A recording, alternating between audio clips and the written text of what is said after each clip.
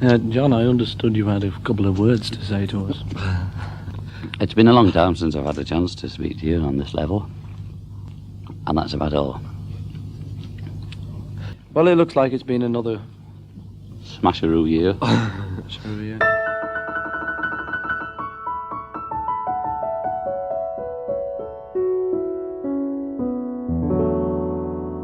It's amazing what a good vacation can do. The second half of 1964 was completely hectic for the Beatles.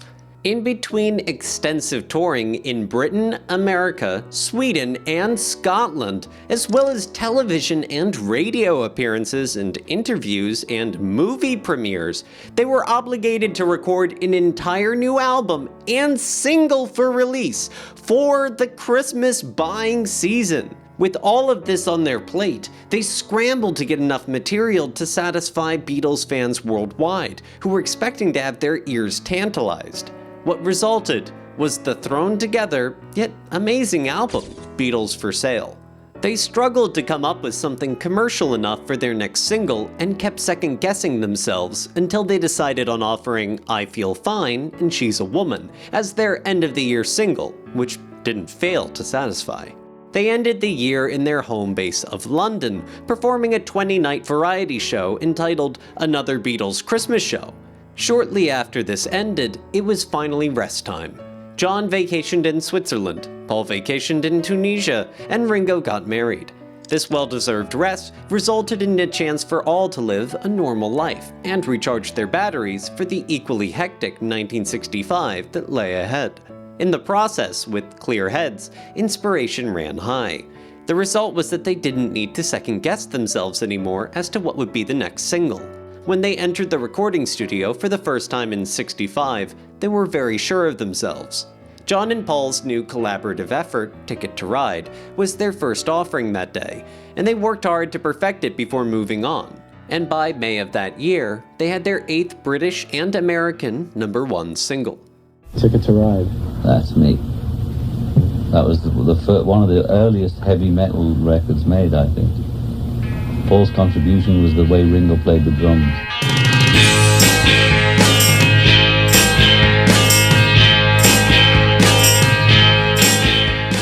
Ticket to Ride began to be conceived as an idea for a future song as early as December 1964, as recalled by the Beatles' music publisher Dick James. It was during rehearsals for Another Beatles Christmas Show at the Hammersmith Odeon that I sat with Paul in the stalls, watching some of the other acts. Then he sang a few snatches of melody to me, which he and John had in mind for future songs. Soon after, John started the same tunes that Paul had just been singing. "There's a title I've got in mind," John said to me, "which I can't get rid of. She's got a ticket to ride."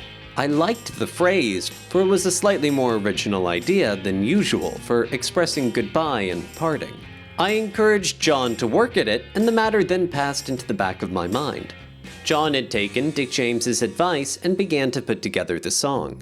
James continues, "Then one evening in February 1965, when John joined George Martin for a skiing holiday in Switzerland, John borrowed a guitar from their skiing instructor and strummed through a tune. George Martin remembers, I liked it straight away. John said he would get together with Paul as soon as he got back to London and finish it off. John got back from his vacation on February 7th, but Paul had already left for his vacation in Tunisia by that time, so the writing of Ticket to Ride had to wait until February 14th, when Paul got back, just in time for Valentine's Day. Ticket to Ride was written by John and myself in the middle of some other stuff for the film at his house, Kenwood, one afternoon, McCartney remembers. We wrote the melody together. You can hear on the record. John's taking the melody and I'm singing harmony with it. We'd often work those out as we wrote them. Because John sang it, you might have to give him 60% of it. It was pretty much a work job that turned out quite well. As to the identity of the unique title of the song, there are two explanations that appear plausible. In the Isle of Wight, on the south coast of Britain, there is a town by the name of Ryde. Paul and John had hitchhiked there for a visit back in '61, as well as a ferryboat trip in 1963, and it was something that Paul recalled later as inspiration for the title of a song, referring to the British Railways ticket to the town of Ryde. I remember talking about Ryde, but it was John's thing. Paul remembers about the writing of the song. John and I always liked wordplay, so the phrase, "she's got a ticket to ride," of course referring to riding on a bus or a train, but if you really want to know, it was also referred to ride on the Isle of Wight, where my cousin Betty Robbins and her husband Mike were running a pub. It was a great fun to visit them, so John and I hitchhiked down to ride. And when we wrote the song, we were referring to the memory of this trip. When it came to writing rock and roll, we were on the same page. You don't want to write, "She said that living with me is upsetting." It's just not rock and roll, you know? It's too front parlor and lace curtains. That's why it has to be, "She said that living with me is bringing her down." However, Don Short, who is a journalist who traveled quite regularly with the Beatles, remembers John explaining things very differently. As related in Steve Turner's book, A Hard Day's Write, Don relates, "The girls who worked the streets in Hamburg had to have a clean bill of health, and so the medical authorities would give them a card saying that they didn't have a dose of anything. I was with the Beatles when they went back to Hamburg in June '66, and it was then that John told me that he had coined the phrase, 'a ticket to ride,' to describe these cards." He could have been joking. He always had to be careful with John like that, but I certainly remember him telling me that. There are, in fact, many instances where John would joke about the meaning of Beatles songs. For instance, when asked what the inspiration for the song Eleanor Rigby was, John's response was, "Two queers!" With inspiration and enthusiasm at a high, they tackled the song while it was fresh in their minds.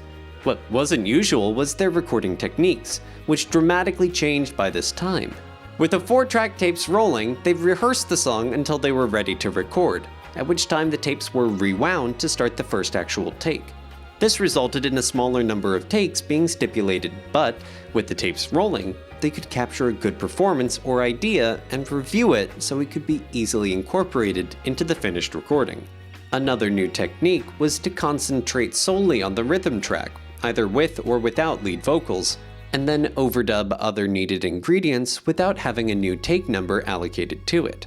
Therefore, since the tape box only allows 2 takes for Ticket to Ride, it required a good number of overdubs and took over 3 hours to perfect. In this case, since the isolated single-tracked vocals of John and Paul are heard with most of the instruments bleeding through their microphones, it appears that both John and Paul sang their vocal parts with the rhythm track.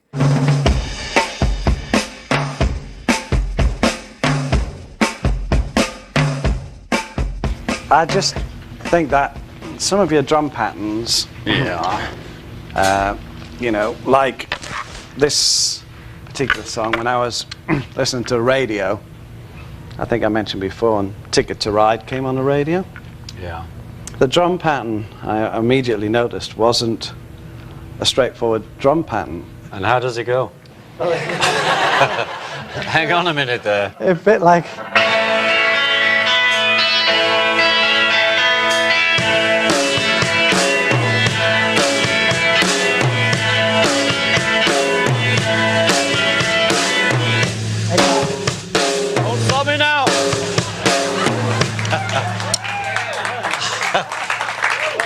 Yeah.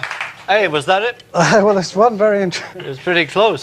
There was one very interesting thing, which the second downbeat. Yeah. And I think it's because of the shoulder. I play with my shoulder, you see, so it's like...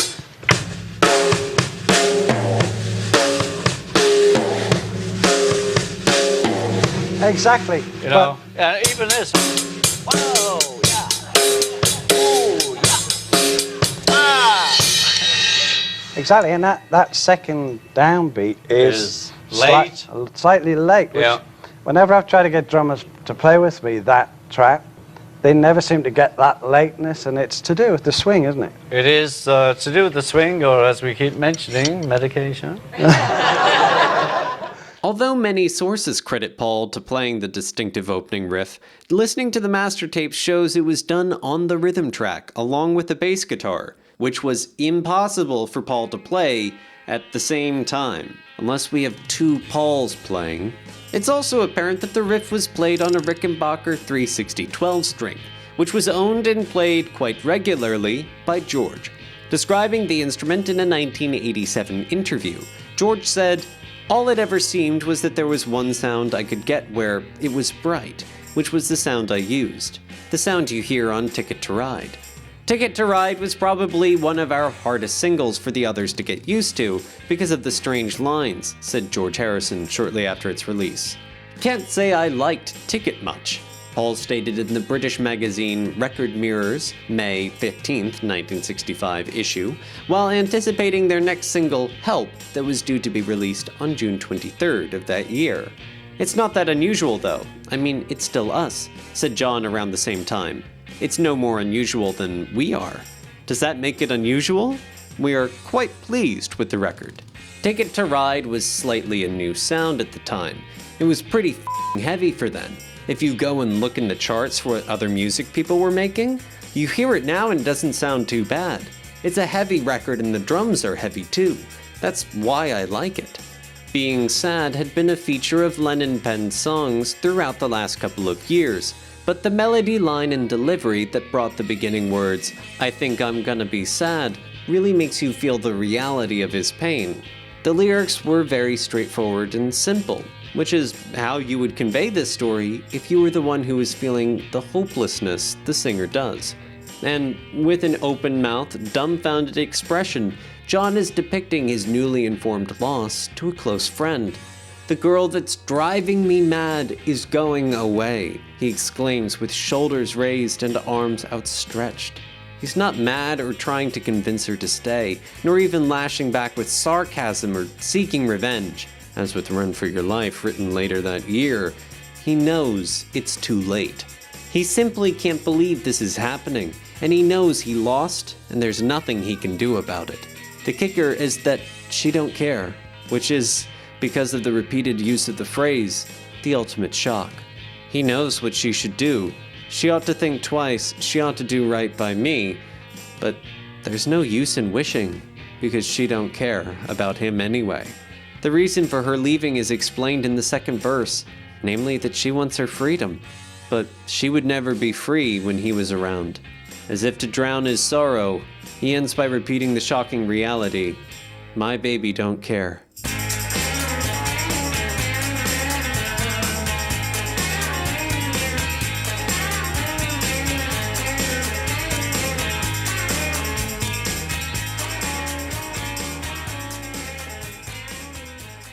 Well, to begin with, I was very much in charge because I was the kind of schoolmaster teaching them everything.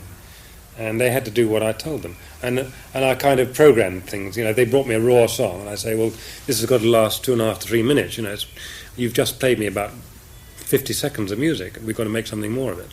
So I would structure it for them. I tell them, all right, it's got to be 2 choruses, but there's a second chorus, we're going to have a guitar solo in the beginning it, and then we'll have to have an introduction and an ending. And let me see, how are we going to make the introduction? We'll take this phrase out here. Can't Buy Me Love is an example of that. You know, if you listen to the introduction, I took it off the thing, and because the original song started with the verse.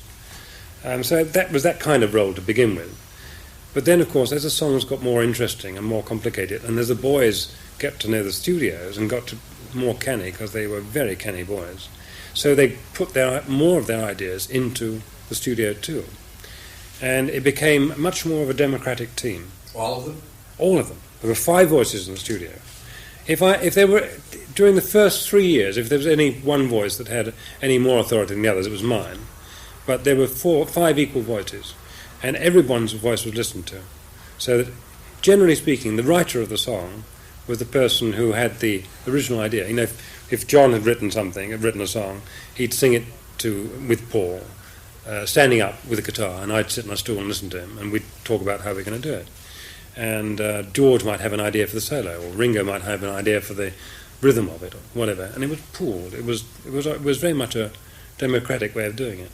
The rivalry between John and Paul became much more marked, so that they never were great cooperators.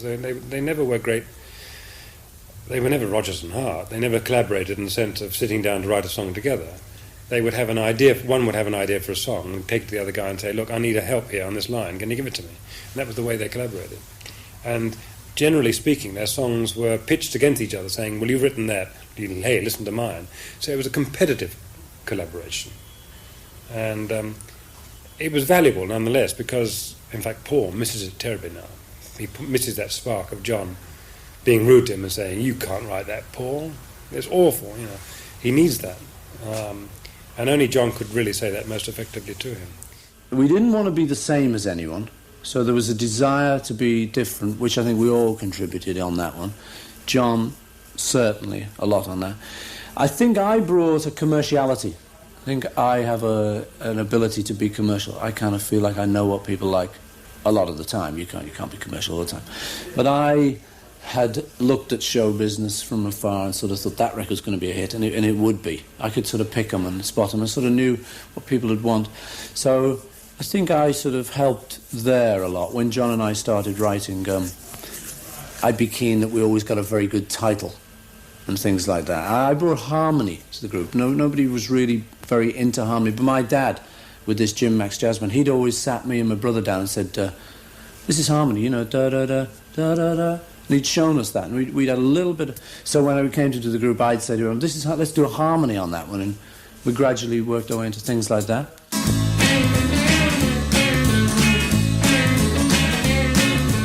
Another Girl. I really got lumbered with bass, Paul explained about his signature musical instrument. Nobody actually wanted to play bass, so that's why Stu Sutcliffe was playing it. We all really wanted to be guitarists, and we were 3 guitar players to start off with. Paul's aspirations to being a guitarist didn't diminish as he reluctantly took up the dreaded bass guitar after Stuart Sutcliffe left the group. Although he did dabble a little with other instruments on earlier Beatles recordings, he basically maintained his established role as bass guitarist throughout the first 3 years of the Beatles' contract with the British Parlophone label. As a diversion, he would occasionally play some keyboards throughout that time, but he was primarily known for holding that unique-looking violin-shaped Hofner bass guitar, which usually ended up quite low in the mix of those early Beatles recordings. By 65, however, Paul couldn't hold back his desire to show the world what he could do as a lead guitarist.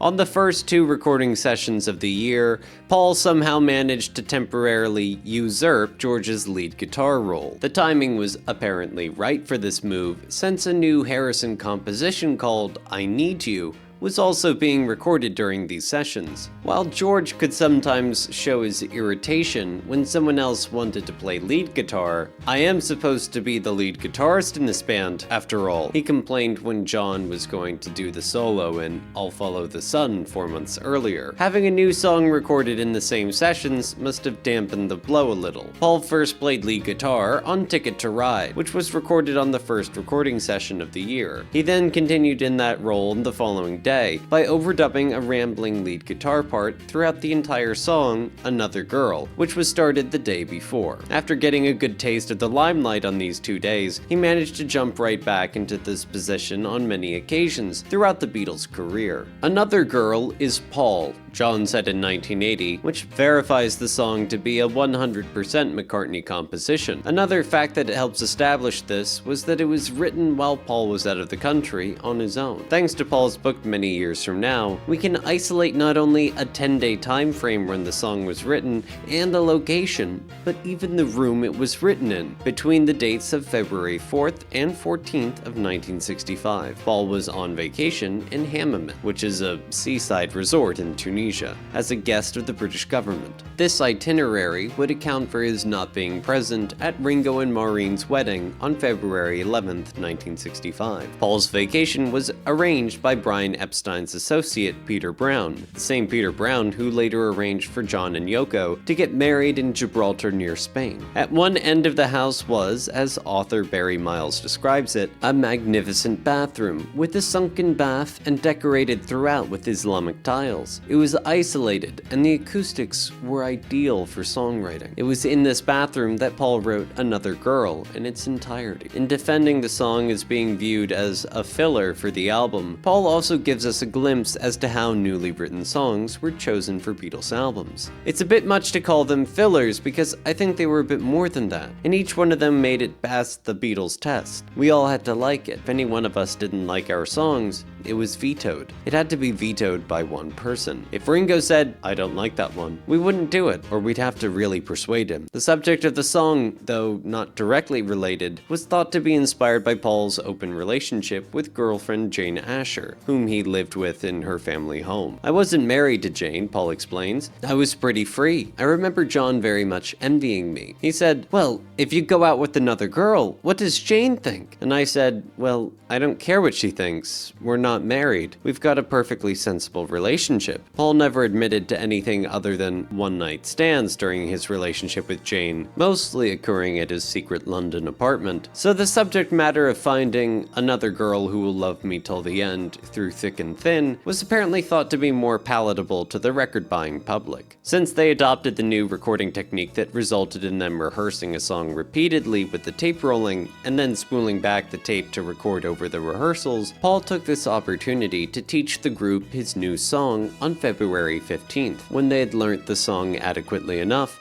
they started recording the rhythm track, which comprised Paul on the bass, John on electric rhythm guitar, George on acoustic rhythm guitar, and Ringo on drums. "That's pretty straight country," Paul states while listening to this rhythm track on his documentary series, McCartney 321. "Me and Ringo always kind of knew, you know. If we don't get this right, this is going to be on the record. We've screwed it. It's kind of a little bit scary. You had to get it." After this was complete, Paul overdubbed his lead vocals. John and George overdubbed their backing vocals, and then Paul and John double-tracked their vocals. As a finishing touch to the song, George worked at adding a guitar flourish at the end of the song, taping 10 edit pieces to get it right. By the time they entered EMI Studio 2 the following day, February 16th, a decision was made to forego the ending guitar flourish taped the previous day. At about 4 p.m., Paul picked up his Epiphone Casino electric guitar and overdubbed lead guitar passages throughout Another Girl,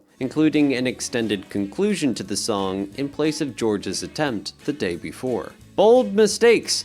That's me. I specialize in bold mistakes," Paul remarks in McCartney 321 about his lead guitar work in the song. "I mean that the full thing now, because you got the opportunity to go back in. I would have, with those couple of licks that I missed. You can see that I got stuck. Go back in and fix that, but there's a kind of innocence. No, he didn't make a mistake. He was just enthusiastic." Paul's lyrics are quite crass as Beatles lyrics go up to that point. He's actually addressing a girl who appears jealous of his possible interest in another woman, telling her that as from today, he is replacing her with somebody that's new. The manner in which he informs her is very unfeeling as well, harshly saying, "I ain't no fool and I don't take what I don't want." The song is actually half dumping his current girlfriend to her face, and half a testament to how wonderful this new girlfriend is. Nobody in all the world can do what she can do, he insinuates to his former girl. He also throws in a boast about how worldly wise he is, in saying, "She's sweeter than all of the girls, and I've met quite a few." So when it comes to her insisting that they are still a couple, Paul reiterates, "So I'm telling you this time, you better stop." As if to soften the blow, Paul begins the third verse by explaining, "I don't want to say that I've been unhappy with you, but she's just gonna have to accept that she's out. After all, he is Paul McCartney."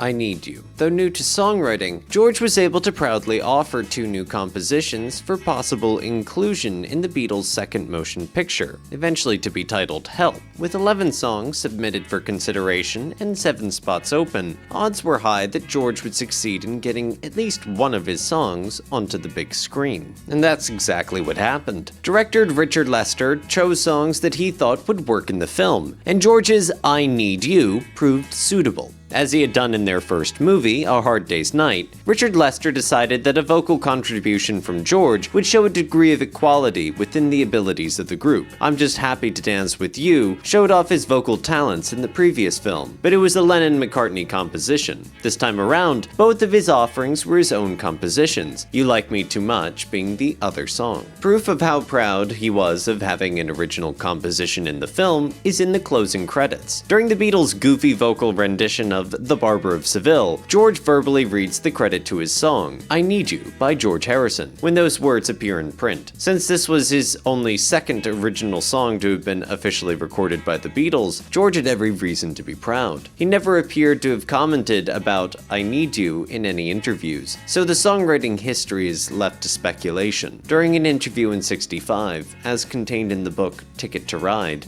by journalist Larry Kane, he gives a hint as to his songwriting pattern. If I get something going, then I'll tape it. I'll leave it for about 5 weeks, then I'll suddenly remember. Then I add a bit more to it, so will probably take me about 3 months before I finish one song. Using this as a gauge, we can reliably say that George wrote I Need You in a 3-month time period of December 1964 through February 1965, which is just before the Beatles recorded the song. Their touring schedule during a good portion of this time was focused in their current home base of London while they were presenting their month-long production, Another Beatles Christmas Show. This would have given ample opportunity for George to refine the details of his song. I Need You was recorded during their first recording session for 1965 on February 15th at EMI Studio 2. This was the first of 6 consecutive days of sessions intended to produce songs to be included in their upcoming second movie. Since the relatively new procedure of recording the rhythm track first and overdubbing the vocals later was instituted on this day, the Beatles spent the last 2 hours of the session recording a simple rhythm track for George's song. Interestingly, according to George Martin's handwritten notes, which were discovered decades later and displayed at an exhibit as The Beatles Story in Liverpool, the instrumentation on I Need You appears to be George on acoustic guitar, Paul on bass, John on drums, and Ringo tapping the back of an acoustic guitar. 5 takes of the song were recorded before everyone was satisfied, take 5 being deemed the best. On the next day, February 16th, they began exactly where they left off, entering Studio 2 to record all of the overdubs for I Need You. First on the agenda was for George to record his lead vocals, with Paul harmonizing on the last phrase of each verse, which usually was the phrase I Need You. However, at the end of the second verse, the words were You Told Me, which Paul hesitated on, no doubt because he was unfamiliar with the lyrics. According to the handwritten notes, this overdub was recorded onto track 2. Then, onto track 4, George and Paul double-tracked their vocals, with Ringo tapping out a beat on a cowbell. George, John, and Paul then overdubbed background ahs during the part of the verses as well as the bridges. The final overdub occurred next, which was George's lead guitar work throughout the song. He used a foot-controlled volume pedal, which was hooked up to the volume of the guitar. It's somewhat perplexing that many authors explain the song away as simply a love song to girlfriend Pattie Boyd. The first 2 lines of the song may make you think that this could be the case, but from the 3rd line on, it's obvious that the storyline focuses on George being dumped by his girl, which wasn't the case with Pattie at the time, as far as we know. Please come on back to me, I'm lonely as can be, is the true gist of the song as a whole,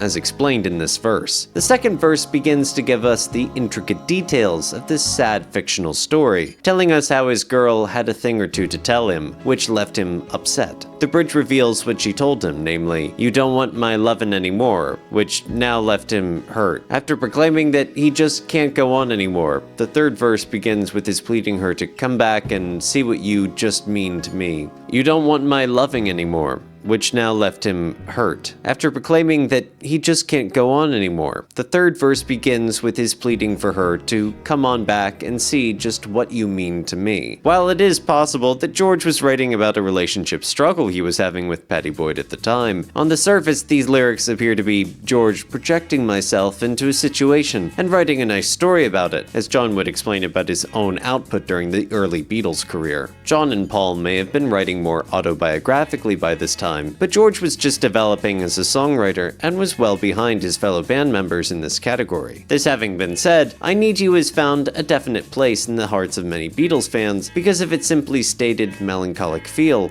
and charming delivery. Yes, it is. That's me trying to rewrite this boy, but it didn't work.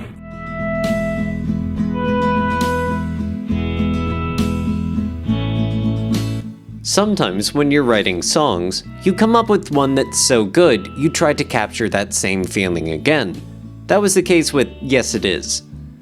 That's me trying a rewrite of This Boy, but it didn't quite work, John said about the track. There are obvious similarities, of course. such as the waltz-like time signature, the intricate three-part harmonies in the verses, and solo vocal with harmonized background vocals during the bridge, and the standard 4-chord doo-wop sequence in the verses.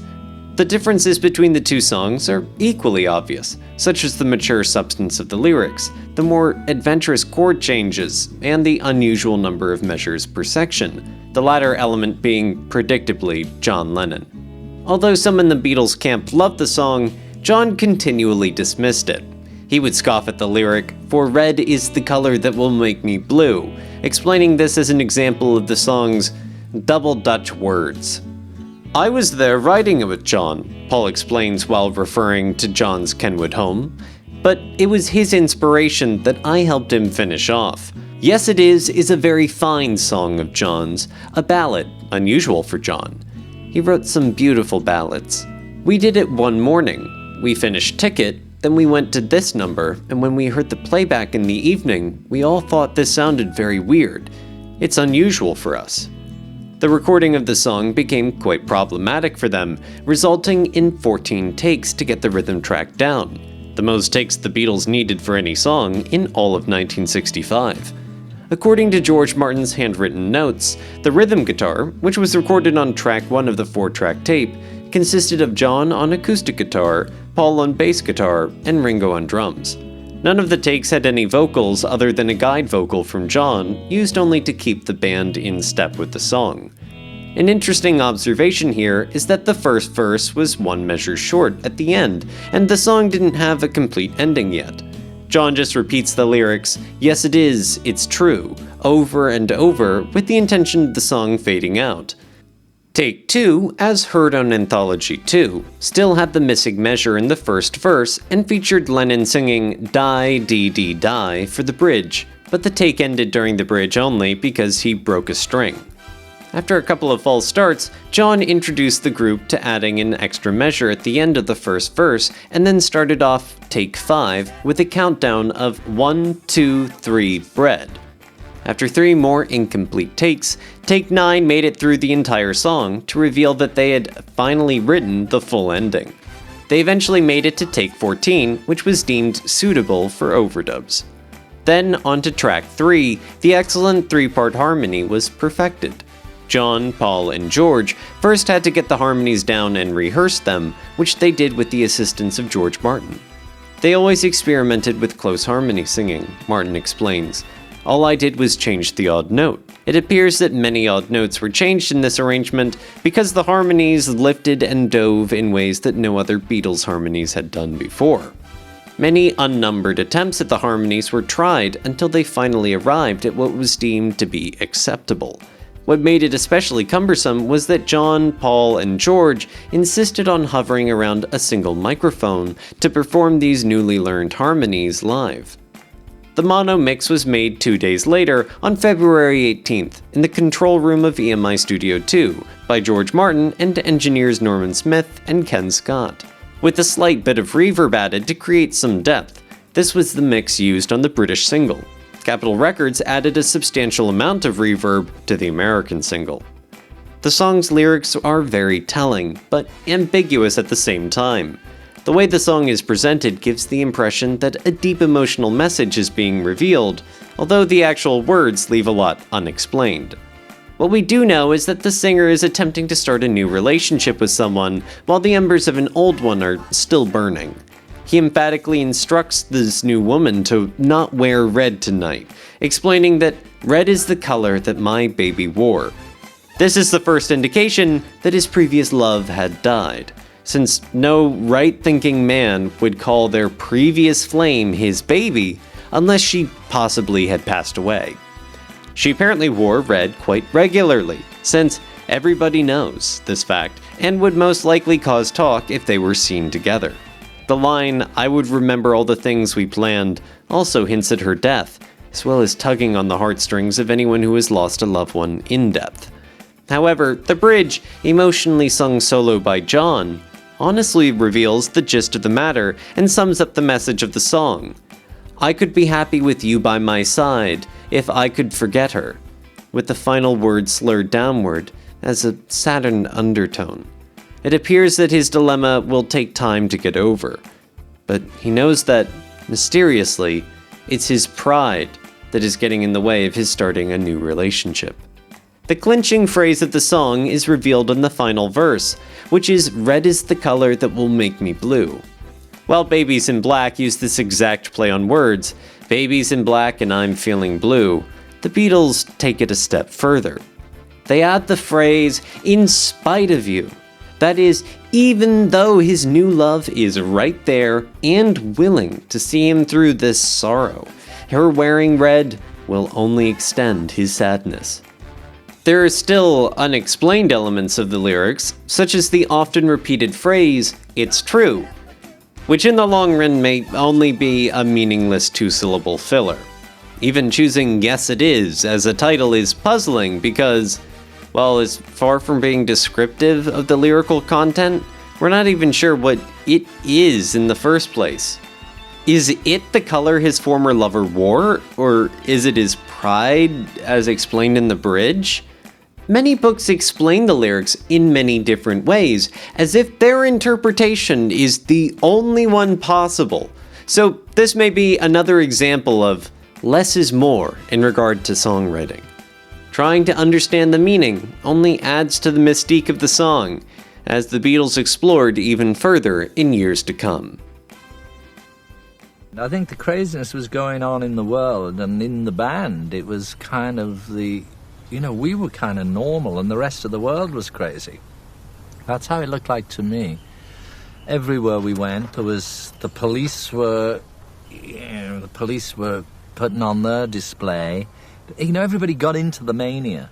There were many people who did not really understand what you were doing, and they thought then that your hair was long and that you looked modish, and you were revolutionary. Does it surprise you at all that it took so many of us such a long time to get into your act and to realize what you were doing?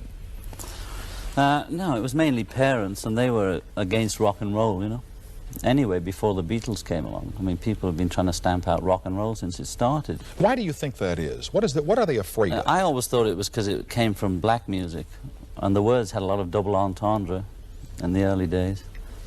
And it was sort of, the white kids, our white, nice wasps are going to go crazy with all this moving their bodies. The music got to your body, and the Beatles just carried it a bit further, made it a little more white even than Elvis did. And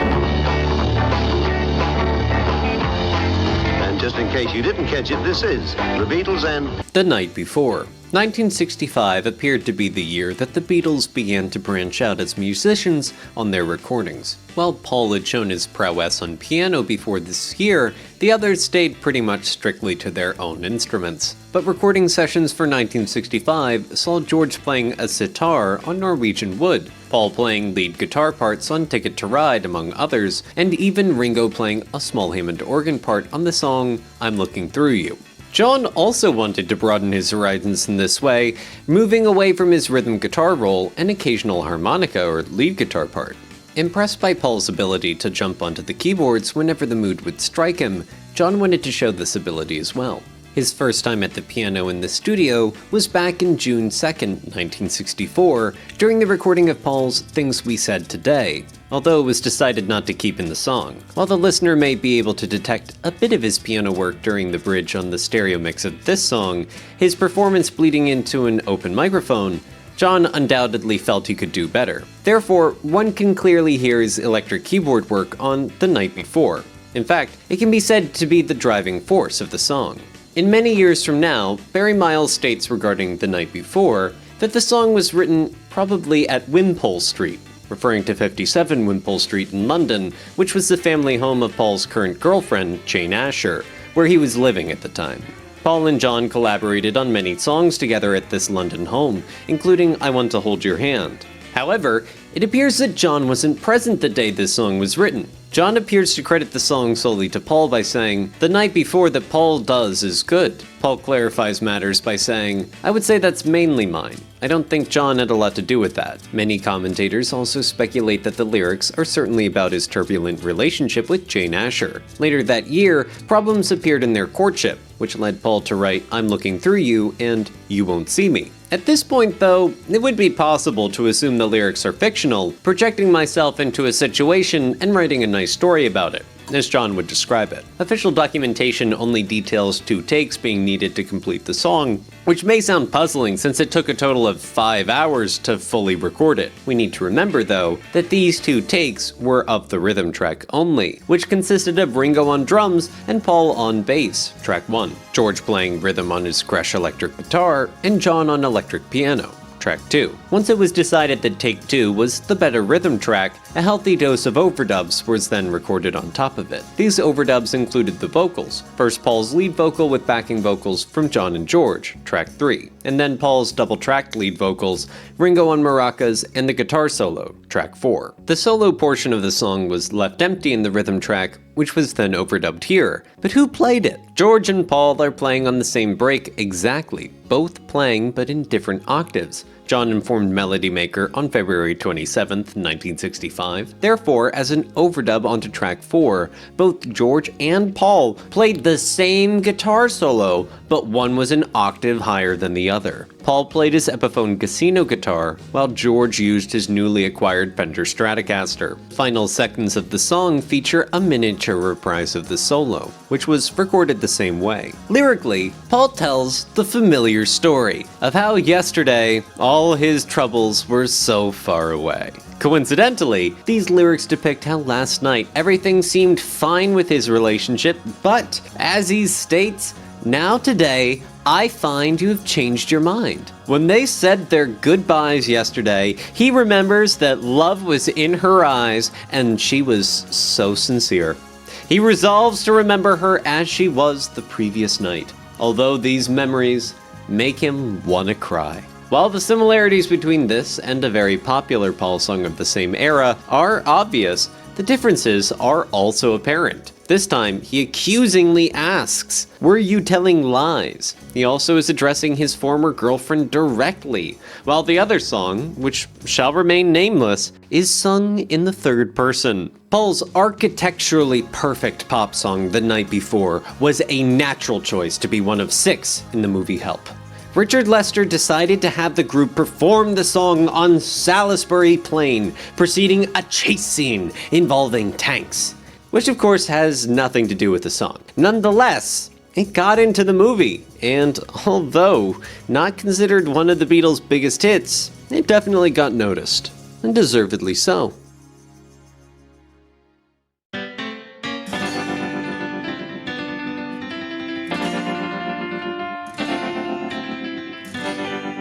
You Like Me Too Much. George's 1979 book, I, Me, Mine, turned out to be a very informative account of his songwriting throughout the years. Unfortunately, he decided not to discuss the song, You Like Me Too Much, at all, presumably because he felt there wasn't much to say, or he just couldn't remember. He talked about his struggles as a songwriter in interviews in 1965. In an interview by journalist Larry Kane in August of that year, as taken from his book Ticket to Ride, George was asked about his songwriting plans for the future. "Well, I am still trying to turn out a couple," he answered. "My main problem is trying to write lyrics. I've written a few more songs I've got taped at home, but if I've got something going, then I'll tape it. I'll leave it for about 5 weeks, then I'll suddenly remember. Then I'll add a bit more to it, and so it will probably take me about 3 months before I finish one song. I'm so lazy it's ridiculous, but I'd like to write much more." With this insight, we can at least speculate that You Like Me Too Much took a while to write. Given that George may very well have been exaggerating a little, we can pinpoint the song as being written through January and February of '65, since the recording date was February 17th of that year. 8 takes were required to complete the song, take 8 being deemed the best. Multiple overdubs, however, were considered necessary. George Martin's handwritten notes indicate that the rhythm track was recorded onto track 1 of the 4-track tape. Interestingly, one element of the rhythm track was Paul on piano during the introduction of the song only, then switching to bass guitar for the remainder of the song. The rest of the rhythm track consisted of George on his Gibson acoustic guitar, Ringo on drums, and John on tambourine. George's lead vocal was then overdubbed onto track 2 of the tape. Track 3 of the tape included some rather interesting overdubs. First off, John was apparently in the mood to play a Hohner electric piano, or pianette, on that day because he played one on both The Night Before and You Like Me Too Much. much, his performance on track 3 of the song ending up quite loud in the mix. This electric piano was played with a touch of reverb and a tremolo effect in the introduction, which added a degree of modulated hiss in the first 8 seconds of the song, ending with an audible click when the tremolo effect was turned off. Also, for the solo section of the song, George played lead guitar passages, while Paul, with George Martin, both played the same Steinway piano at the same time, answering George Harrison's guitar phrases. This piano was run through a Hammond B3's rotating Leslie speaker, which was an effect they used quite often later in their career for vocals and lead guitar, among many other things. Lyrically, the song portrays George as being a little egocentric, but it's probably a very honest depiction of his life experience at the time. The subject matter is reminiscent of Buddy Holly's That'll Be the Day, expressing that he's confident that his girl will never leave him, even though she keeps threatening to. "You've tried before to leave me," George sings, "but you haven't got the nerve to walk out." Buddy Holly's confidence, as heard on his line, "You say you're going to leave, you know it's a lie," is mimicked by George in the line, "You'll never leave me, and you know it's true. The reason, 'cause you like me too much." His honest arrogance wanes during the bridge and final verse, where he apparently bows to the pressures of writing a standard pop song. "If you leave me, I will follow you and bring you back where you belong," he concedes. Saying, "I'd admit that I was wrong," makes his character more palatable to the masses, keeping the attainable, fun-loving reputation of the Beatles intact. What 60s Beatles fans may not have noticed, though, is George stating that her leaving was all that I deserve, which may be construed as his admission of infidelity. You've got to hide your love away. That's me in my Dylan period again. Are you looking back and saying it might me in my Dylan period, or then you were saying, if Dylan can do it, I can do it? I was just, I'm influenced, you know, I'm a chameleon. I'm influenced by whatever's going on, you know, I mean... It's the same as if Elvis can do it, I can do it. If the Everly Brothers can do it, me and Paul can do it. If Goffin and King can do it, Paul and I can do it. If Buddy Holly can do it, I can do it. So whatever it is, I can do it. You've got to hide your love away. Much can be said, and has been, about the influence of Bob Dylan on the songwriting of John Lennon. Ever since John's first exposure to his music during the Beatles' January 1964 residency at the George V Hotel at Paris, he became enamored with Dylan's simple musical style and lyrical charm. Since Lennon was always known to mimic the recording artists he admired, it was only natural to hear some Dylan in his writing after this point. At first, the influence was subtle, as evidenced by the puffing style of harmonica playing. John performed on I Should Have Known Better in February of that year. By June, John's lyrics had become more autobiographical, as witnessed on I'll Cry Instead. By August, he appeared to have actually taken on a piece of Dylan's persona in I'm a Loser, which featured touches of his lyrics, the word clown, for example, as well as a spot-on replica of Dylan's harmonica playing in the instrumental section of the song. The most cited reference to Dylan's influence on John's songwriting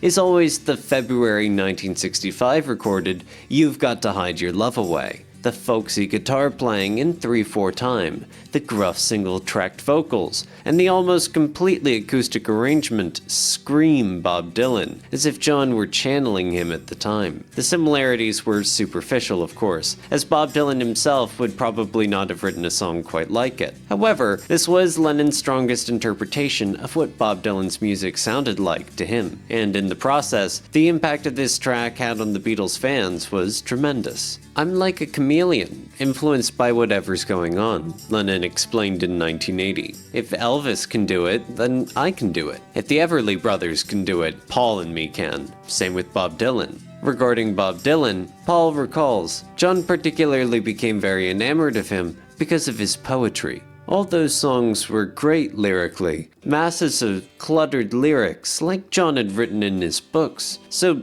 Dylan's gobbledygook and his cluttered poetry was very appealing. It hit a chord with John. It was as if John felt, that should have been me. And to that end, John on this one track did a Dylan impression. John himself identified where the song was written. I was in Kenwood, and I would just be songwriting. The period would be for songwriting, and so every day I would attempt to write a song. And it's one of those where you sort of sing a bit sadly to yourself. Here I stand, head in hand, a comparison couldn't easily be made between Lennon's "You've Got to Hide Your Love Away" and Dylan's "I Don't Believe You, She Acts Like We Never Met." Bob Dylan's song starts out with the lyrics, "I can't understand, she let go of my hand and left me here facing a wall," which is quite similar to "Here I stand, head in hand, turned my face to the wall" at the beginning of John's song. Since Dylan's song is from his album Another Side of Bob Dylan, which was released on August 8th, 1964, John's song must have been written after this date. And since it was written at Lennon's Kenwood home, the time of writing can easily be traced to between December 1964 and January 1965, during their 3-week residency in London, performing their variety show, Another Beatles Christmas Show. After January 16th, John and Cynthia, along with George Martin and future wife Judy Lockhart Smith, were off to St. Moritz for a skiing vacation and weren't back until February 7th, 1965. So it's quite likely that the song was written before their trip. McCartney corroborates with Lennon as to the authorship of the song. Sort of. I think it was 100% John's song. I might have helped him on it.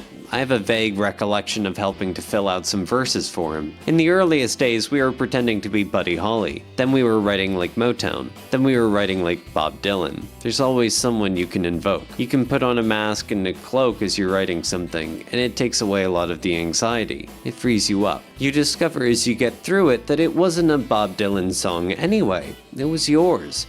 The song takes on its own character.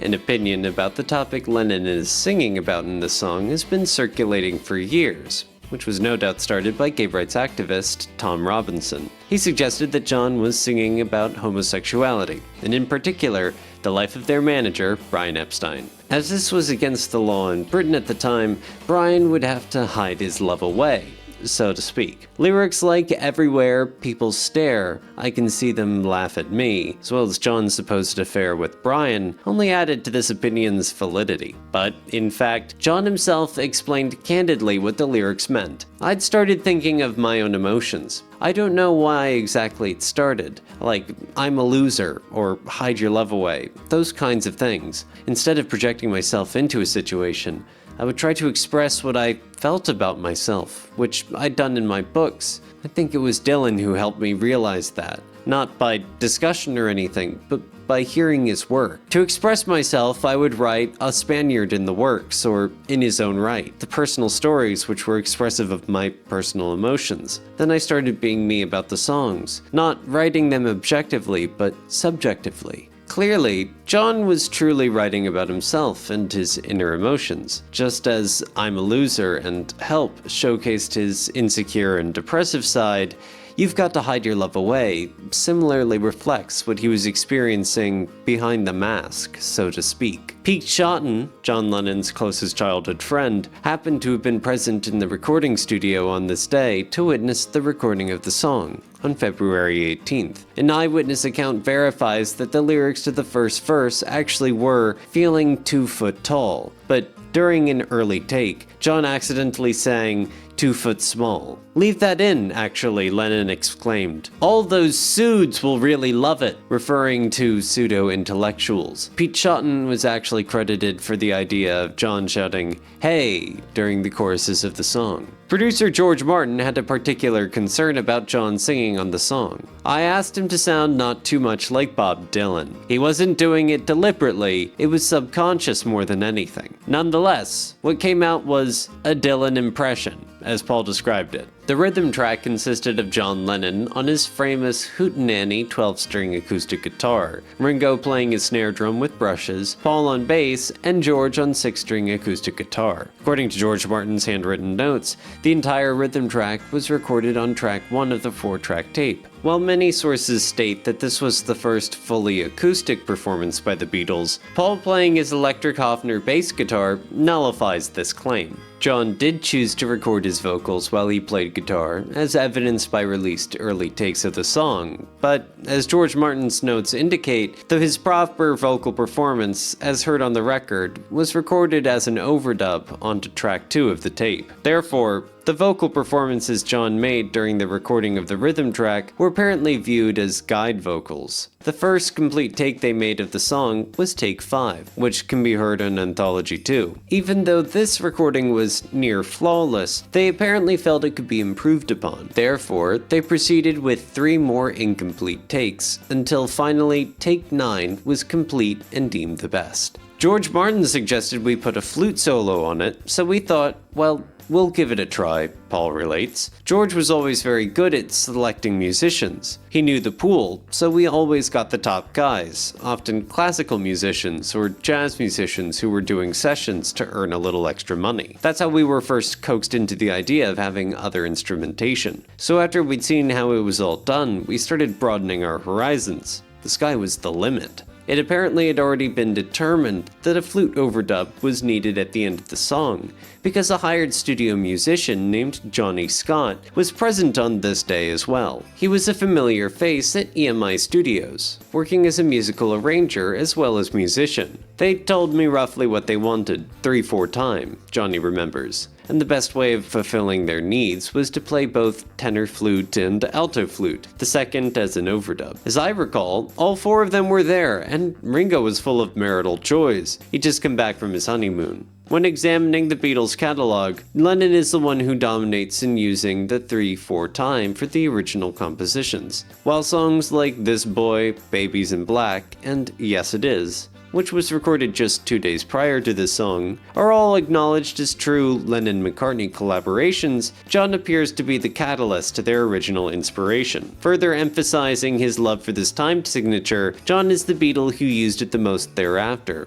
Norwegian Wood, Lucy in the Sky with Diamonds, and Your Blues, among others, while both Paul and George used it sparingly. John's singer-songwriter persona is probably in its highest form on this song, and is performed extremely convincingly. Gratefully, it is determined that his double-tracked vocals wouldn't be fitting here because of the subject matter. Instead, we feel the intensity of John's pain through his Bob Dylan-like gruffness and vocal imperfections, which would have been slurred by double-tracking. Paul's bass work is fitting for the occasion as well as his skilled maraca shaking. We can be grateful that he recognized that this wasn't the place to inject any harmony vocals, which would have detracted from the intimate feel of the song. George plays 2 acoustic guitars on the song, but both are placed somewhat low in the mix, meaning his contributions end up seeming somewhat non-essential. Ringo gets to display his brush technique on his snare drum while overdubbing tambourine accents with his usual perfect timing. John's lyrics, while quite imaginative, leave too many details out to give us a complete picture. His aim, no doubt, is to recreate the essence of Bob Dylan's songwriting,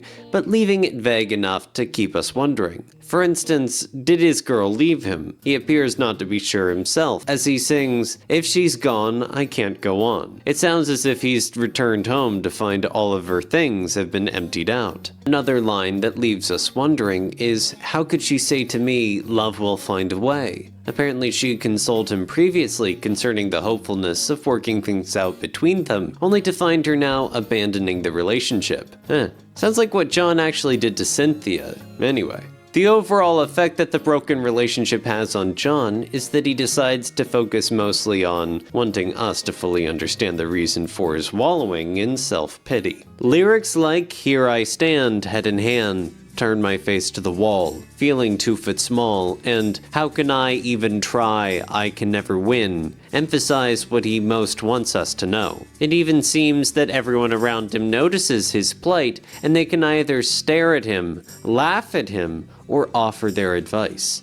All these clowns say he should hide how he feels, which in effect leaves him miserable. As to John's use of the word clown, this is a reprise of its inclusion in the previous year's I'm a Loser, which is his other obvious Bob Dylan-esque song. Dylan had used it, so I thought it was alright, John said in 1974, and it rhymed with whatever I was doing. Although they may not have thought the song was commercial enough to be a hit, I'm sure most will agree that You've Got to Hide Your Love Away was striking enough to attain mass attention in the movie, as well as on both their US and British albums. In the Help film, they all sit around their Beatles pad and play the song while making making silly faces and gestures, Ringo sitting at John's feet in his bed pit, hitting his tambourine. This amusingly charming scene from the movie alone gave the song amazing exposure and won the hearts of millions of fans. No wonder that British and American record labels thought to include the song in so many compilation albums throughout the years.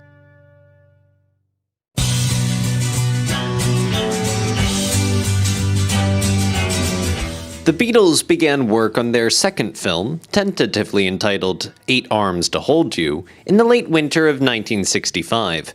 Costing 3 times as much as A Hard Day's Night, it took twice as long to shoot and produced only a third of the critical acclaim.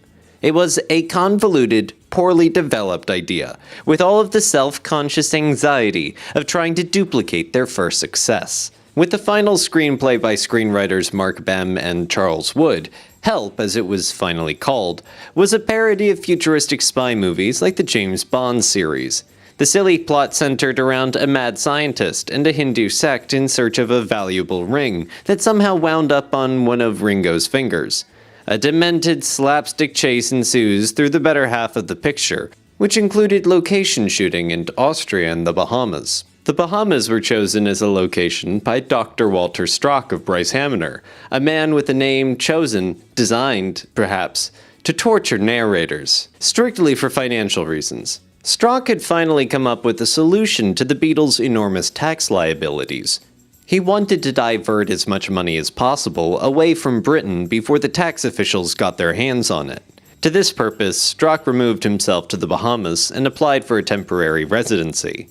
The Beatles sponsored Strock's trip to the Bahamas, where he then formed an umbrella company with Walter Shenson called Cavalcade Productions. Dr. Strock was named an officer in the company. Gratuitous scenes were shot in the Bahamas purely to impress upon everyone the legitimacy of this venture, i.e., a film being made in the Bahamas, and not in England. Although this was unorthodox, Dr. Strock claimed it was not, in itself, illegal. After a substantial sum had been deposited in a Bahamian bank, a small scandal occurred in London. It was that one of Bryce-Hamner's chief executives, James Isherwood, allegedly had appropriated funds for his own use from Woodfall Productions, the production company that had made the movie Tom Jones. Isherwood left the company, but the scandal frightened Brian, who went to Lord Goodman, the Prime Minister's solicitor, for advice. Goodman suggested they dissolve Cavalcade and pay the taxes immediately, which was done. As it turned out, the Bahamian scheme served no purpose, and the Beatles saved nothing. It wasn't difficult for anyone on the set of Help to surmise something was making the boys a little silly. Director Richard Lester certainly knew that the Beatles were stoned on marijuana for most of the filming. Well, because it was 1965, the movie was out of our control. Hard Day's Night we pretty much had a lot of input into, and it was semi-realistic. But Help, Dick didn't tell us what it was about, and I realized looking back how advanced it was in a way. It was a precursor to the Batman Pow Wow series on TV and that kind of stuff. Yeah. But he never explained it to us, and partly maybe because we hadn't spent a lot of time together from Hard Day's Night into Help, and partly because by then we were smoking marijuana for breakfast at that period, and we were well into marijuana. And nobody could communicate with us because it was just 4 glazed eyes giggling all the time, you know, in their own world. But we didn't know anything about the movie. The whole Beatle thing was just beyond comprehension. And I was eating and drinking like a pig, and I was fat as a pig, dissatisfied with myself, and subconsciously was crying for help. I think everything that comes out of the songs, even Paul's songs now, which are apparently about nothing, the same way as calligraphy and your handwriting shows everything about yourself. Or Dylan too. Dylan might try to hide in the subterfuge of clever Allen Ginsberg type words or hippie words, but it was always apparent what, if you look below the surface, what is being said. Resentfulness or love or hate, and it's apparent in all work.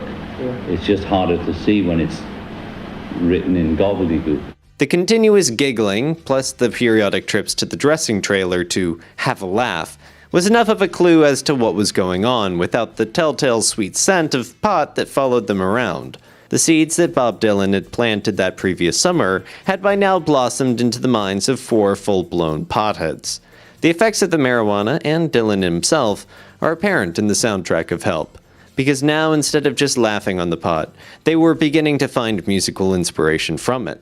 John's You've Got to Hide Your Love Away was strikingly Dylan-esque in its images and vocals, with acoustic guitar chords replacing Dylan's trademark harmonica. For the first time, George was allowed out of the composing shadows with two tunes on the album, You Like Me Too Much and I Need You. There were two tunes of special interest. The one written by Paul was a revelation to the public and a milestone for the Beatles. It was early summer of 1965, just as they were finishing up the movie soundtrack, and Paul rolled out of bed one morning and went to the piano and wrote an entire song in one sitting. He used the lyric "scrambled eggs" until he could figure out the real lyrics, and named the song Yesterday. As Paul likes to describe it, it was a miraculous creation, like an egg, seamless, flawless, a wonder in itself.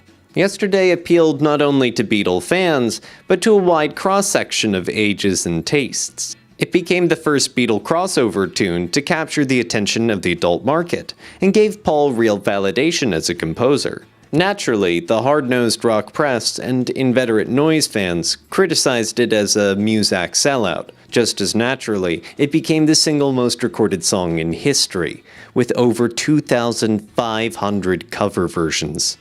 The other song, lyrics written by John, was the title cut.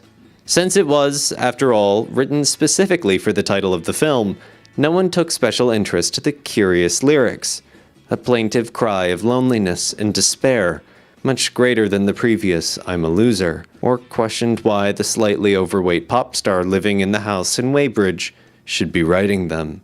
When I was younger, so much younger than today, I never needed anybody's help in any way, but now those days are gone, I'm not so self-assured. Now I've changed my mind. I've opened up the doors.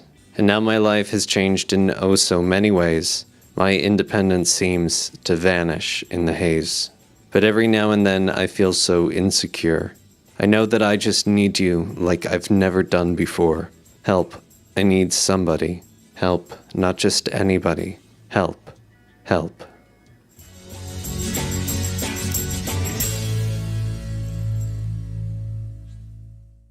It was in the spring, during the filming of Help, that John and Cynthia and George and Patty unwillingly took a leap into the future. George had become friendly with the Beatles' London dentist, Eric Cousins. Teeth capping and dental cosmetic work had become a major preoccupation for the Beatles since they had become the most frequently photographed entertainers of their time. Cousins was doing a bang-up business with all four of the Beatles and their wives. He lived in a handsome flat on Bayswater Road behind Marble Arch with his girlfriend, Annie, a curvaceous blonde who hired the bunnies for the Playboy Club. The Beatles considered the dentist somewhat of a hipster swinger and were suspicious of his desire to be socially friendly with them. But after much insistence, George and John accepted an invitation to dinner at his flat. The four guests remember seeing the sugar cubes all neatly lined up on the mantelpiece on the lounge as soon as they arrived, but no one ever mentioned them.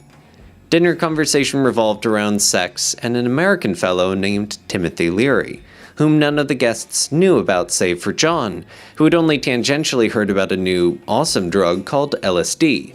A dentist in London laid it on George, me, and our wives without telling us at the dinner party at his house. He was a friend of George's and our dentist at the time. And he just put it in our coffee or something, yeah.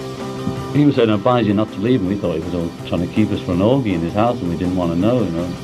I mean, it was insane going around London on it, and we thought when we went to the club, we thought it was on fire, and we were cackling in the street, and then, you know, people were shouting, let's break a window. You know, we were just insane. I mean, we just had our heads, and finally we got in the lift, and we all thought there was a fire in the lift. It was just a little red light, and we were all screaming like that. We got, and the lift stops, and the door opens, and we were all going, ah! And we just see that it's the club, and then we walk in, you know, sit down, and the table's elongated. It was only a table like this with four of us, but it went this long. And then some singer came up to me and said, can I sit next to you? And I was going, only if you don't talk! You know, like, because I just couldn't think. And then George somehow or another managed to drive us home in his Mini, but we were going about 10 miles an hour, it seemed like 1,000. And I was getting all this sort of hysterical jokes coming out, like a speed, because I was always on that, till, you know, and George was going, And you know, God, it was just terrifying. But it was fantastic. And then George's house seemed to be just like a big submarine. I was driving it. They all went to bed. I was carrying on, and they seemed to float above his wall, which was 18 foot. You know, I was right driving them. And that's how it happened. When they finally arrived at George's house, they locked the gate and the door and all of the windows. George picked up his guitar and began to play, amazed that the notes came out of the instrument like sheets of colored plastic. John busied himself making drawings.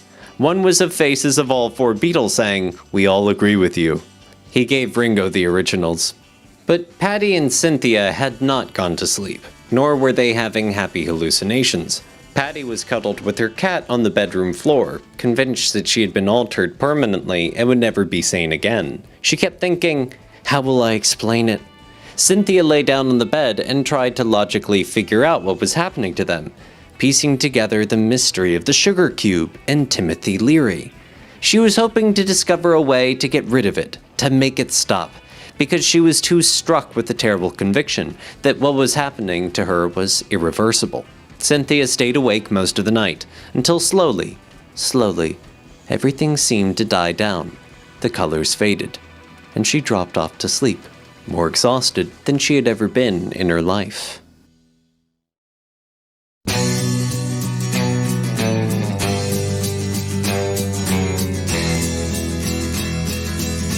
Beatles fans around the world were becoming more aware that Lennon and McCartney were maturing as songwriters right before our eyes. This was especially evident on many of their album tracks, where they dared to delve into sophisticated themes, If I Fell, and storytelling, No Reply. With the inspiration of Bob Dylan as a catalyst, they began to even touch on personal feelings and experiences, I'm a Loser and I Don't Want to Spoil the Party. But when it came to writing the hit singles, the songs that would make the biggest impact and reach the most people, they specifically played it safe and fell back into writing standard pop classics about romance.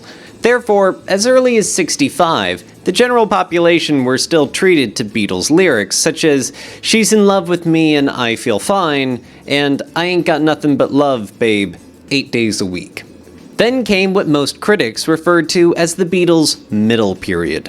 Writing compelling and personal lyrics coupled with emotional melodies became the rule instead of the exception. For instance, John knew very well that when he and Paul were asked to write the title song to their second feature film, it would very likely become their next #1 hit single, as did A Hard Day's Night the year before. Although they were given the title to write a song around, they could very well have written another innocent pop standard, the likes of which they could churn out at any given moment. Instead, John chose to write the most revealing and personal inner feelings he had ever put into a song. With Paul's assistance, he let the world know what it was like to be John Lennon, Beatle. John Lennon could very quickly dismiss music he wrote with the Beatles, but the song Help was one that he was always very proud of. I always liked Walrus, Strawberry Fields, Help, In My Life. Those are some favourites, you know. Why Help? Because I meant it. It's real. The lyric is as good now as it was then. It's no different, you know. And it makes me feel secure to know that I was that sensible or whatever, you know. That not sensible, but aware of myself. Then that's with no acid, no nothing, you know. That's, I mean, well, pot or whatever, that doesn't mean a thing, really. It was just me singing Help, and I meant it, you know.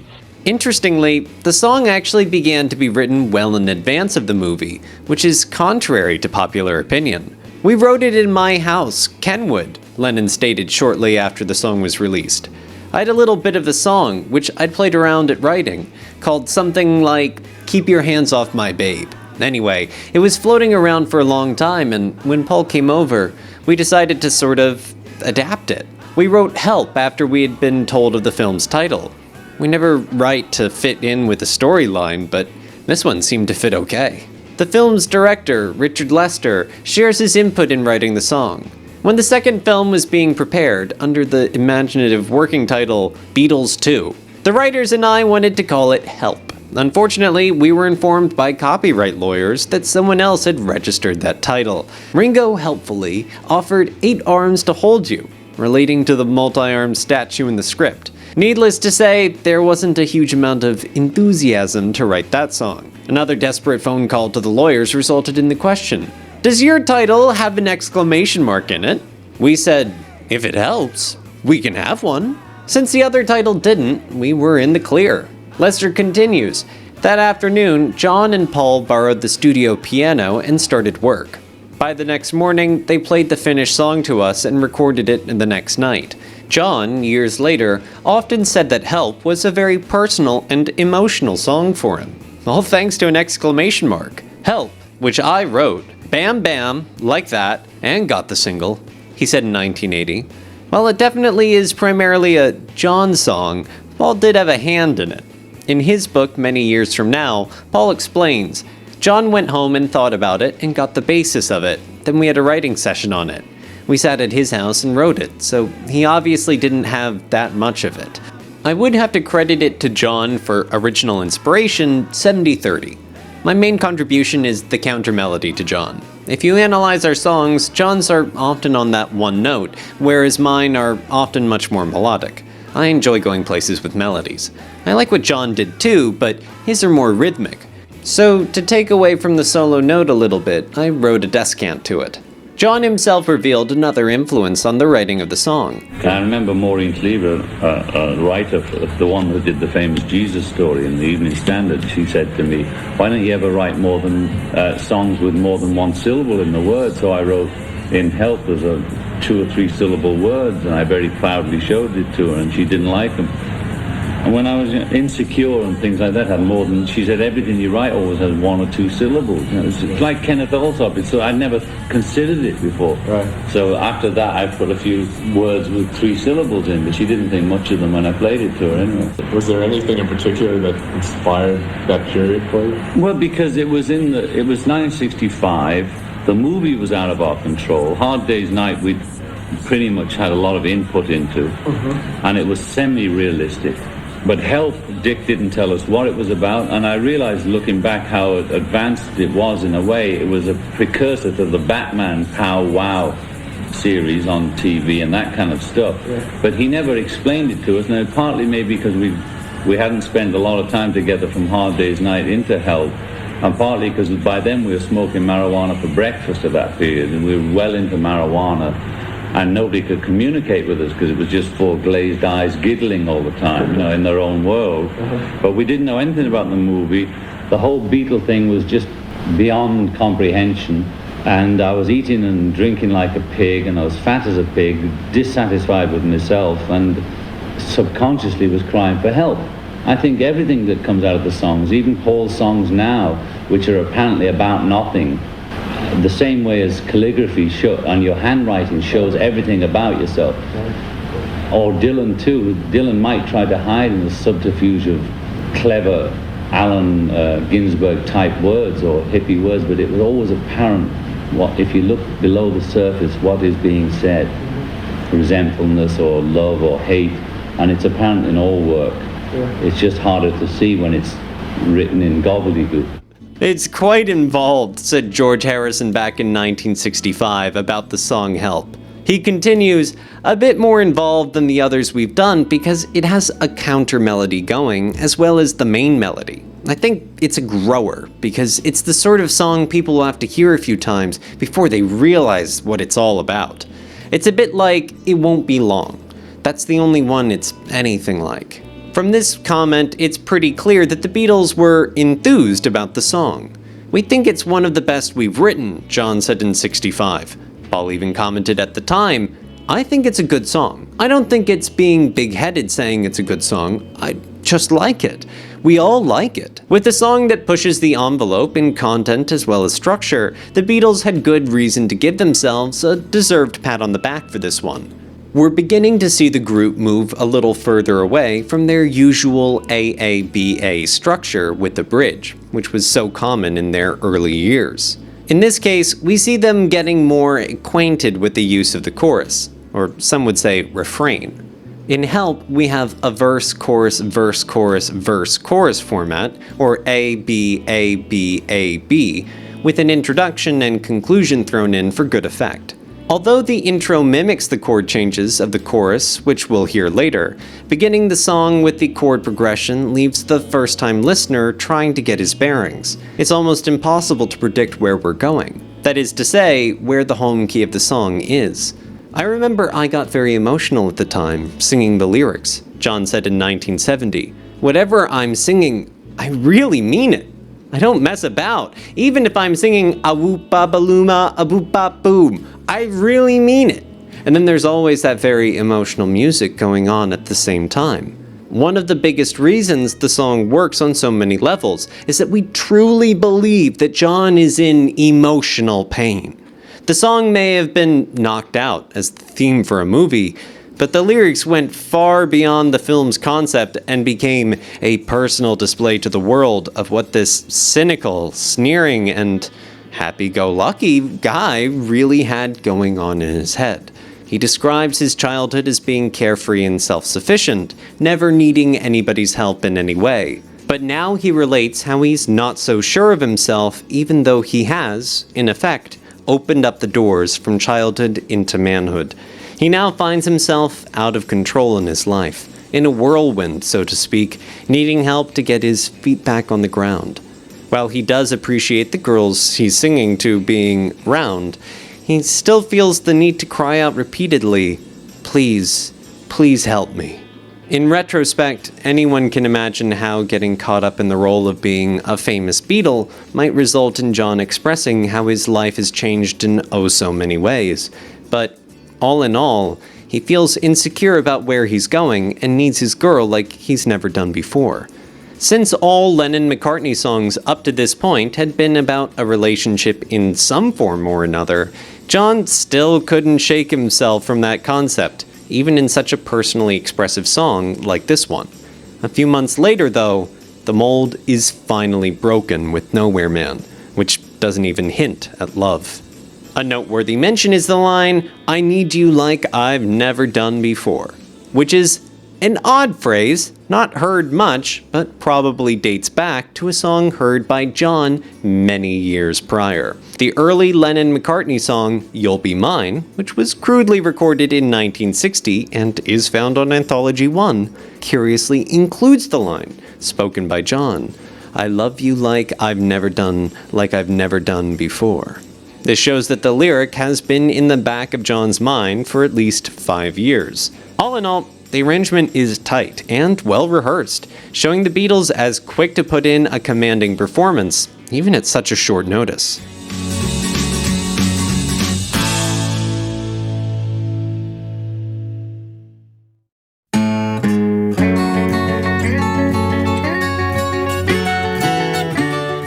Always in the frame of mind to try something new, the Beatles returned to the recording studio in June of 1965, after a month-long break, to record their first ever fully acoustic song. While previous tracks, such as And I Love Her and You've Got to Hide Your Love Away, kept strictly to acoustic guitars, Paul always accompanied John and George with his electric Hofner violin-shaped bass guitar for the low end. This time around, however, no bass guitar is played at all. Instead, Paul himself joins them on acoustic guitar, and, with Ringo on brush snare drum and maracas, the song I've Just Seen a Face becomes the Beatles Unplugged for the very first time. "That's Paul," was the statement from John Lennon in 1980 when asked about the authorship of I've Just Seen a Face. Paul agrees, "I think of this one as totally by me." There is a certain unknown element involved in the outlining the time of writing for the song. This is due to the fact that Paul had been known to play an instrumental version of the song on piano at family get-togethers for some time. His Auntie Jen, the relative that was immortalized in his 1976 hit, Let 'Em In, was quite fond of it at the time, which led Paul to referring to the piece as Auntie Jen's theme. This fact was known by George Martin, who released an orchestrated version of the song using that title in America on his album George Martin and His Orchestra Play Help. It is a known fact that Paul had been dabbling at writing and performing songs on the keyboards for many years. This is evidenced by his performing a piano rendition of When I'm 64 during the Beatles' Hamburg shows whenever the electricity went out. And that song was said to have been written when he was about 15, dating it either to 1957 or 58. This being the case, the melody of I've Just Seen a Face could possibly date back that far as well. It was slightly country and western from my point of view, Paul says. It was faster though. It was a strange up-tempo thing. I was quite pleased with it. The lyric works.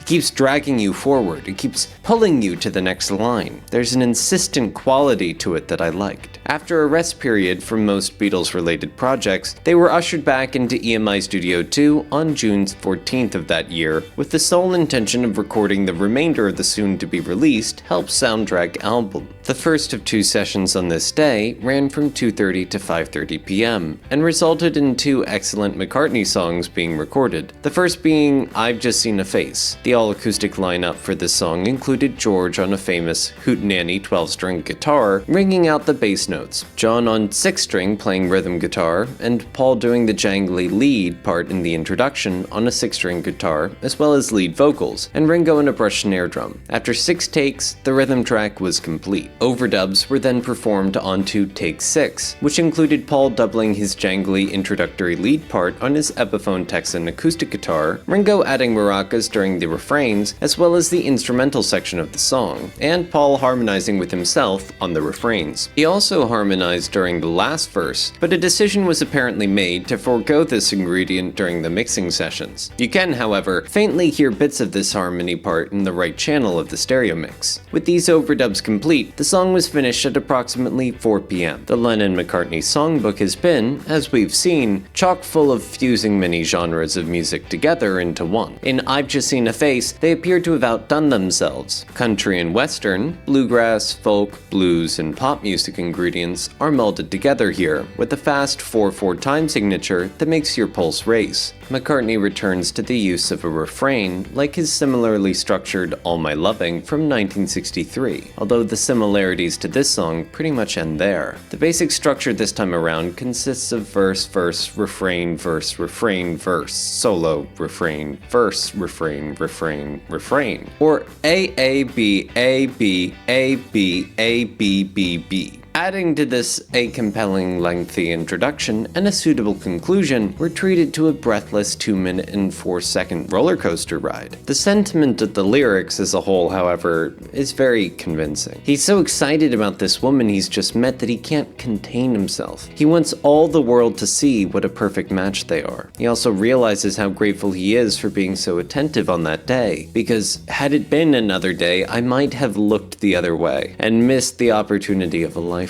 Since the singer views himself as a loner, I have been alone and I have missed things and kept out of sight, this experience is very new to him. I have never known the like of this. At any rate, we can't help but be swept away by his experience of being head over heels in love. As interesting as it might have been to have the Beatles whip out their acoustic guitars and do an intimate performance of I've Just Seen a Face during their 1966 tours, this was something that just didn't happen back then. They were known to put on a riveting electric show, and that's just what they continued to do for their final year of touring. Even the love ballad Yesterday was played with electric guitars. But with the 70s came the more established trend of including a small intimate acoustic set within a rock concert. Paul McCartney and Wings did just this in their Wings Over the World tour of 75 and 76, featuring a revamped I've Just Seen a Face that Paul many times introduced as a skiffle song. A recording of the song made sometime between May and June of 1976 was included on the Wings Over America live album. Interestingly, their concert rendition had many noticeable differences, such as the omission of the intricate introduction, as well as the second verse, not to mention repeating the refrain more than usual. Nevertheless, it was refreshing to hear Paul delve back into the Beatles catalog a little. What most will admit, though, about I've Just Seen a Face, fans and critics alike, is that they convincingly adapted to a country and western style, without sounding like a cheap imitation of that genre. In fact, even though they had the ability to transfigure into any style they wanted throughout their career, their whole body of work continues to be labeled as Beatles-esque. No matter what they did, it all sounds like the Beatles.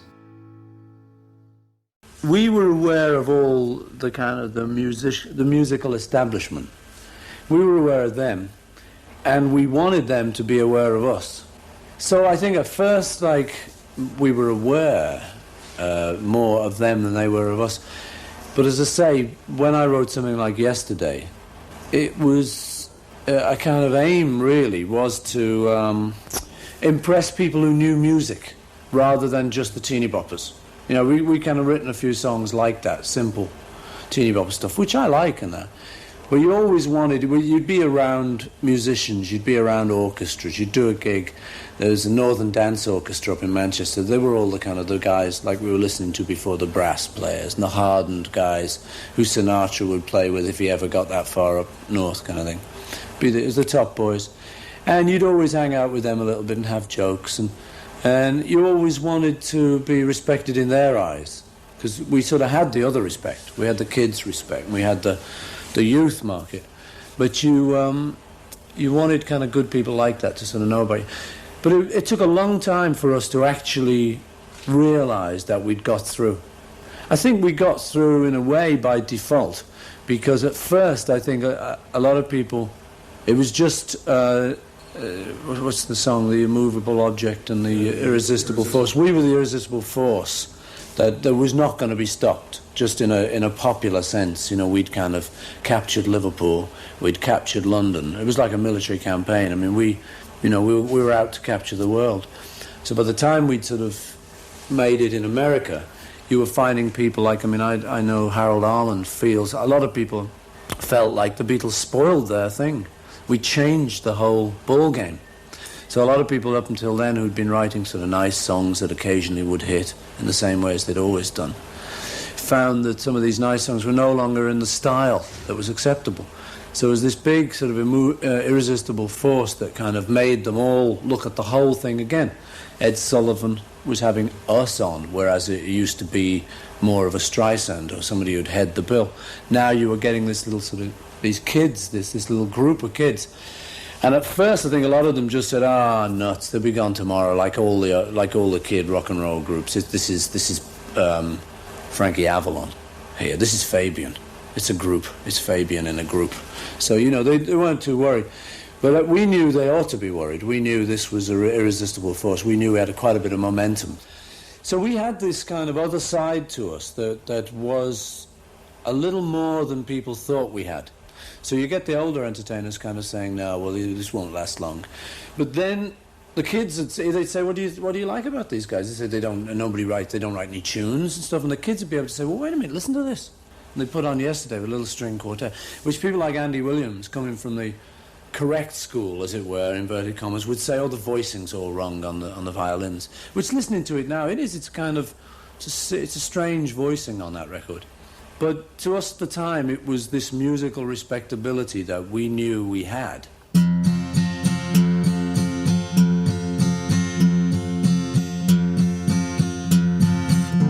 I really reckon Yesterday is probably my best song. This humble statement from Paul typifies what many believe to be the truth as to his creative output throughout his career. Although when asked at different times throughout the years what his favorite original composition was, he came up with many answers. Your songs are like your babies. It's difficult to have a favorite, he said in 2007. Here, There, and Everywhere has been stated regularly, although Hey Jude, Blackbird, and Here Today have been cited. He also once included Maybe I'm Amazed as one of his favorites, saying, "That's a nice song. I like that one." In 1980, Paul explained why Yesterday could be described as his best song. "I like it not only because it was a big success, but because it was one of the most instinctive songs I've ever written. When I wrote something like Yesterday, it was our kind of aim, really, to impress people who knew music rather than just the teeny boppers," Paul said in '87. "We kind of written a few songs like that, simple teeny bopper stuff, which I like and all that, but you always wanted, you'd be around musicians, you'd be around orchestras, you'd do a gig. There's a Northern Dance Orchestra up in Manchester. There were all these guys who were listening to before the brass players and the hardened guys who Sinatra would play with if he ever got that far up north, the tough boys. And you'd always hang out with them a little bit and have jokes. And you always wanted to be respected in their eyes, because we sort of had the other respect. We had the kids' respect, we had the youth market, but you wanted kind of good people like that to know about you. Paul vividly remembers the morning that the beginnings of the song Yesterday came to existence, as related in his book many years from now. I woke up with a lovely tune in my head. I thought, that's great. I wonder what that is. There was an upright piano next to me, by the right of the bed by the window. I got out of bed, sat at the piano, found G, found F sharp minor 7th, and that leads you through to the B, to the E minor, and finally back to the E. I liked the melody a lot, but because I'd dreamed it, I couldn't believe I'd written it. I thought, no, I've never written like this before. But I had the tune, which was the most magic thing. And you have to ask yourself, where did it come from? But you don't ask yourself too much or it might go away. There are certain times when you get to the essence. It's all there. It's like an egg being laid, not a crack or flaw in it. Speaking of eggs, so that his memory of the melody wouldn't go away, he wrote some simple words to go along with the phrasing of the melody line. It had no words. I used to call it scrambled eggs. The lyrics used to go, scrambled eggs, oh my baby, how I love your legs. There was generally a laugh at that point. You didn't need to do any more lyrics. Using dummy lyrics wasn't something I did a lot. It was a rare thing. Jane Asher once replied, "Don't believe that part about how I loved your legs. That's bunk. My legs are horrid." With this in mind, John Lennon stated back in '65, "The song was around for months and months before we finally completed it. Paul wrote nearly all of it, but we just couldn't find the right title. Every time we got together to write songs or for a recording session, this would come up. We called it Scrambled Eggs, and it became a joke between us. We almost had it finished when we made up our minds that only a one-word title would suit it. And believe me, we just couldn't find the right one. Then, one morning, Paul woke up and the song and the title were both there. Completed. I know it sounds like a fairy tale, but this is the plain truth. I was sorry, in a way, because we had so many laughs about it. One person he auditioned the song for was the British singer Alma Cogan at her Kensington flat.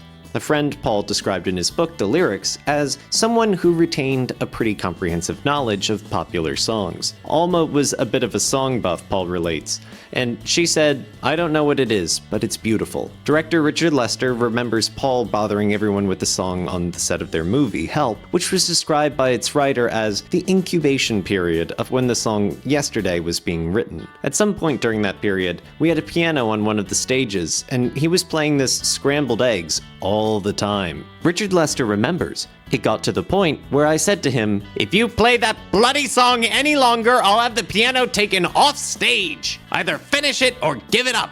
Although John had intimated in 1966 that he had played a part in writing the song, saying, "We just helped finish off the ribbons round it, you know, tying it up," this appears to be an isolated case. For instance, in 1980, he remembered it differently. "That's Paul's song, and Paul's baby. Well done, beautiful, and I never wished I'd written it. I brought the song into the studio for the first time and played it on guitar," Paul remembers. "But soon Ringo said, 'I can't put any drums on. It wouldn't make any sense.' And John and George said, 'There's no point in having another guitar.' So George Martin requested, 'Why don't you just try it by yourself and see how it works?' I looked at all the others. 'Oops, you mean a solo record?' They said, 'Yeah, it doesn't matter. There's nothing we can add to it.' The decision may not have materialized fully until the first acoustic take was recorded. Just before take 1, which was included on the Anthology 2 album, we can clearly hear George Harrison repeatedly ask Paul, 'What key is it in?' Paul then quickly instructs George in the basic chord sequence before jumping right into take 1, as George Martin suggested. It's possible that the verdict was still out as whether the other Beatles, or maybe just George Harrison, would still be included in the recording. We didn't have much time to work out an arrangement, George remembers, this being nearly the last session we booked to finish off the Help album. In any event, the matter was dropped shortly thereafter. Paul relates, "Another thing that happened around this time was that we realized the song would sound better in the key of F, but I'd written it in the key of G. You can get used to playing a song with certain chords, and if you try to play them differently on a guitar, you have to relearn the song, which can alter the way the song sounds. If you want to go higher, you can use a little device called a capo, but if you want to go lower, it's not always so easy. You can run out of room. So what we did here was to detune the guitar by a whole tone. This means that when you're playing the note G, what actually sounds is the note F. These kinds of different tunings are quite common now, but tuning all 6 strings down a whole tone was a new trick back then, and it meant that I could play the guitar the way I'd written the song,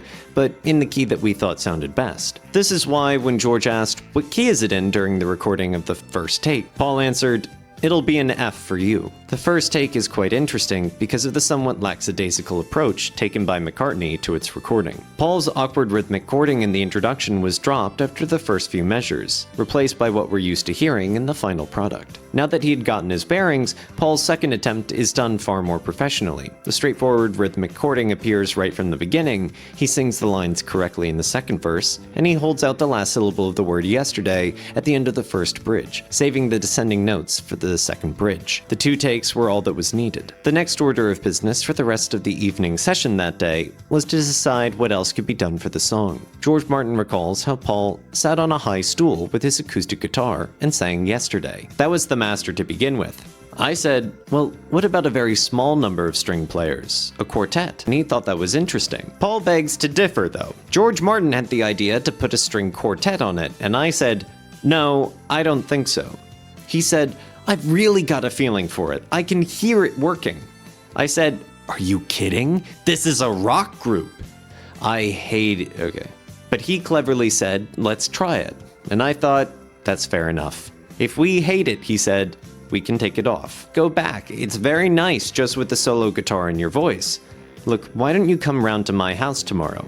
I've got a piano, I've got the manuscript paper.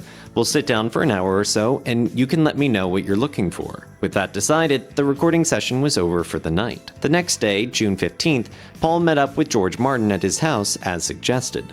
As Paul remembers, we'd sit down and it would be quite straightforward because I'd have a very good idea of how I wanted to voice it. Or George would show me possibilities. Very wide apart or very gungy and very close, and we'd choose.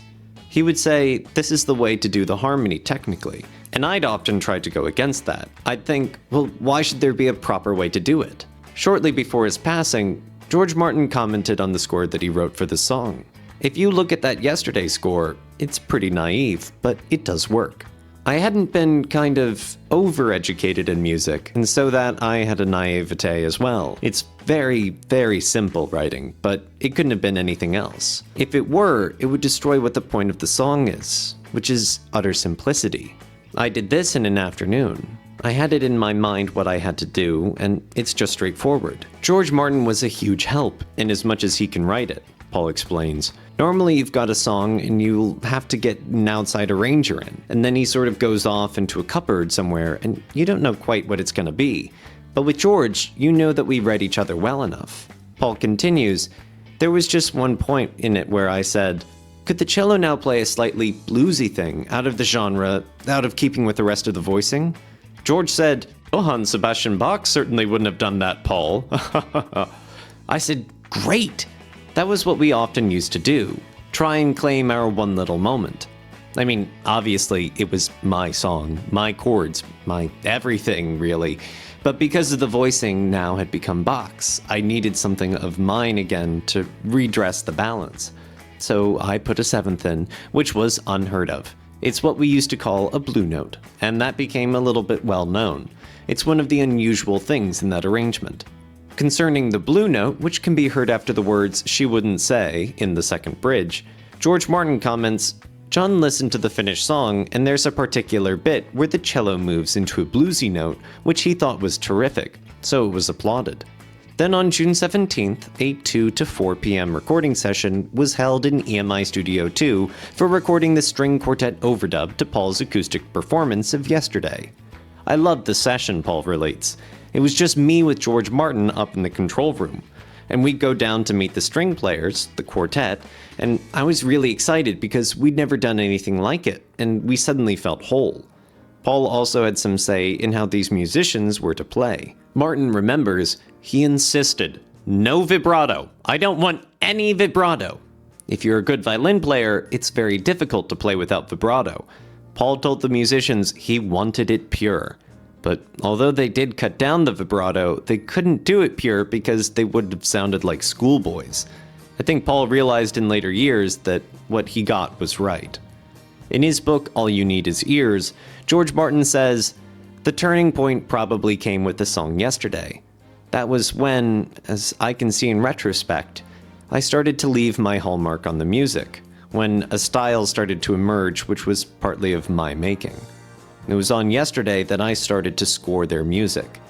The added ingredient was no more nor less than a string quartet. And that, in the pop world of those days, was quite a step to take. Paul relates, "Every time I come to the line, I'm not half the man I used to be. I remember I'd lost my mother about 8 years before that. It's been suggested to me that this is a losing my mother song, to which I've always said, no, I don't believe so. But, you know, the more I think about it, why she had to go, I don't know, she wouldn't say. I can see that that might have been part of the background, the unconsciousness behind the song after all. It was so strange that the loss of our mother to cancer was simply not discussed. We barely knew what cancer was, but now I'm not surprised that the whole experience surfaced in this song where sweetness competes with a pain you can't quite describe. A while back, someone asked me whether I relate differently to my songs as I grow older. A recording doesn't change, but of course, we continue to age and grow. And as you get older, your relationship to a song can grow too. When I wrote yesterday, I just moved to London from Liverpool, and I was starting to see a whole new world of possibilities open up before me. But all my yesterdays covered a pretty small period at that point. Now the song seems even more significant. Yes, more poignant, because of the time that has passed since I wrote it. I must admit, that's an aspect of writing songs and playing music that I really like.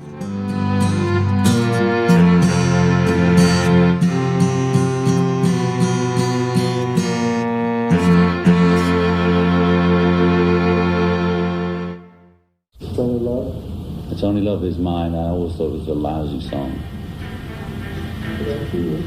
Yes. Yeah, but the lyrics were abysmal. You know? I always hated that song. The love for Beatles music appears to be universal. Every generation sparks a big new crop of enthusiasts who discover the irresistible charm and versatility of the Fab Four.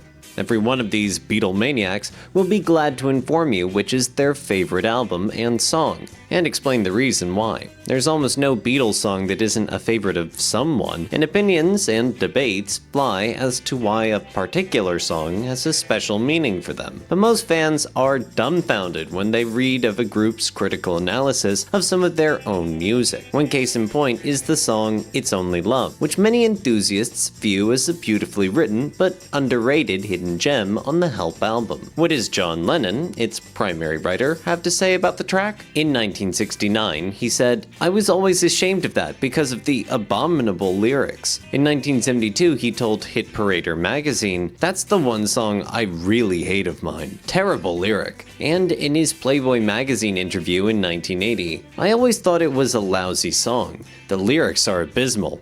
I always hated it." Before this begins to influence your opinion of the song, we need to remember that the Beatles themselves were not necessarily Beatles fans. When asked by a reporter in 1966 the question, "Would you be a Beatles fan if you weren't a Beatle?" John's immediate answer was, "No." When asked the question, "What do you think about your music?" Paul honestly responded with, "I like it. It's not the best, but it's okay." The popular phrase that comes to mind, and one that we need to remember here, is the often quoted and repeated line, "I'm my own worst critic." John was allowed to approve or disapprove of something that he wrote just as much as we're allowed to have whatever opinion we want to have on the same song. The truth of the matter is that while It's Only Love may not place in the same category as Yesterday or A Day in the Life, it remains a finely constructed and beautifully delivered piece of work. With the filming of their second movie, Help, wrapped up by mid-May of '65, the Beatles had a little time on their hands to write material to complete the second side of their upcoming album, the first side and more being recorded earlier that year. Without much on their schedule besides resting and vacations, Paul met with John at Kenwood, John's home in Weybridge, Surrey, sometime during late May and early June for a writing session that resulted in It's Only Love. According to Barry Miles in Many Years From Now, the song was John's original idea and Paul helped him finish it. Paul puts it in as 60-40 to John. Paul himself adds, "Sometimes we didn't fight it if the lyric came out rather bland on some of those filler songs like It's Only Love. If a lyric was really bad, we'd edit it, but we weren't all that fussy about it because it's only a rock and roll song. I mean, it's not literature. As proof of them only considering the song as filler for the album, they gave the song the working title, That's a Nice Hat, which, of course, has nothing to do with the lyrics of the song. When George Martin recorded and released his album of instrumental renditions from the Help album, the US pressings used this working title for the song, precisely calling it That's a Nice Hat, Cap. The Beatles recorded this song at EMI Studio 2 on June 15th. After a short time of rehearsals, they ran through 6 takes of the rhythm track. The instrumentation comprised both John and George playing acoustic guitars, Paul on bass, and Ringo on drums, while John sang lead vocals. Takes 1 and 2 were complete versions, but weren't deemed good enough. Although Take 2, as can be heard on Anthology 2, Take 6 was decided to be the best and was spooled back for overdubs. George overdubbed the characteristic lead guitar phrases throughout the song, as well as some ad-libbed picking at strategic spots in the verses. The lead guitar phrases are played through a rotating Leslie speaker cabinet, as usually used for a Hammond organ, which gave it a unique warbling effect. This experimentation continued throughout the Beatles' studio years, as they recorded quite a number of instruments using this effect, even vocals, as on Tomorrow Never Knows. When analyzed, we see their uncommon use of the chorus on It's Only Love, something that was used only sparingly in the early Beatles catalog, such as on It Won't Be Long, and came into prominence in their later years, such as on Obla Di Obla Da. As a whole, the structure consists of verse, bridge, chorus, or ABC, ABC, with a brief intro and conclusion thrown in for good measure. Lyrical gymnastics would best describe what John delivers in the verses. The hard I sound is heard an astonishing 17 times in the first verse and bridge, as evidenced in the line, I get high when I see you go by, oh my, oh my. The same pattern is repeated in the second verse and bridge on the sound ite, which is heard 8 times, starting with, is it right that you and I should fight every night? Also apparent is the obvious inclusion of a drug reference in the very first line, I get high. Bob Dylan may have misheard the lyrics in the bridge of I want to hold your hand as this phrase instead of I can't hide, but this time, they actually say it. It's obvious that cleverness outshone meaning when it came to writing this song. The first verse depicts the butterflies that you feel when you see that special someone go by. The innocence of a beginning love affair switches gears suddenly at the end of the chorus when John sings, It's so hard loving you. All of a sudden, the singer and his girl are fighting every night about something he's done, which is indicated by him demanding the right to make it up to her. One can't help think of his strained marriage with Cynthia at the time. But, after all, it's only love anyway. John can't help reminding us that this is just another song about the same cliché they've been singing about for the past 3 years. Oddly enough, even for a song that appears to have been thrown together quickly as an album track, it still comes across convincingly, warts and all. For what became the very last time in his songwriting career with the Beatles, Lennon resorted to, as he once stated it, projecting myself into a situation. It's Only Love, despite its beauty and elegance, was primarily a manufactured pop song that was made to order for fulfilling the 14-song requirement on the Help album. From this point onward, John's lyrics would either have surprising bite, Run for Your Life, wit, Norwegian Wood, self-expression, Nowhere Man, or just plain nonsense, I Am the Walrus. In fact, whenever Lennon touched pen to paper after this point, the result was anything but the standard pop song. He never failed to surprise, but for one last time, John, with a little help from Paul, churned out one in a similar fashion to what had been their trademark for the last 5 years, the stereotypical pop song.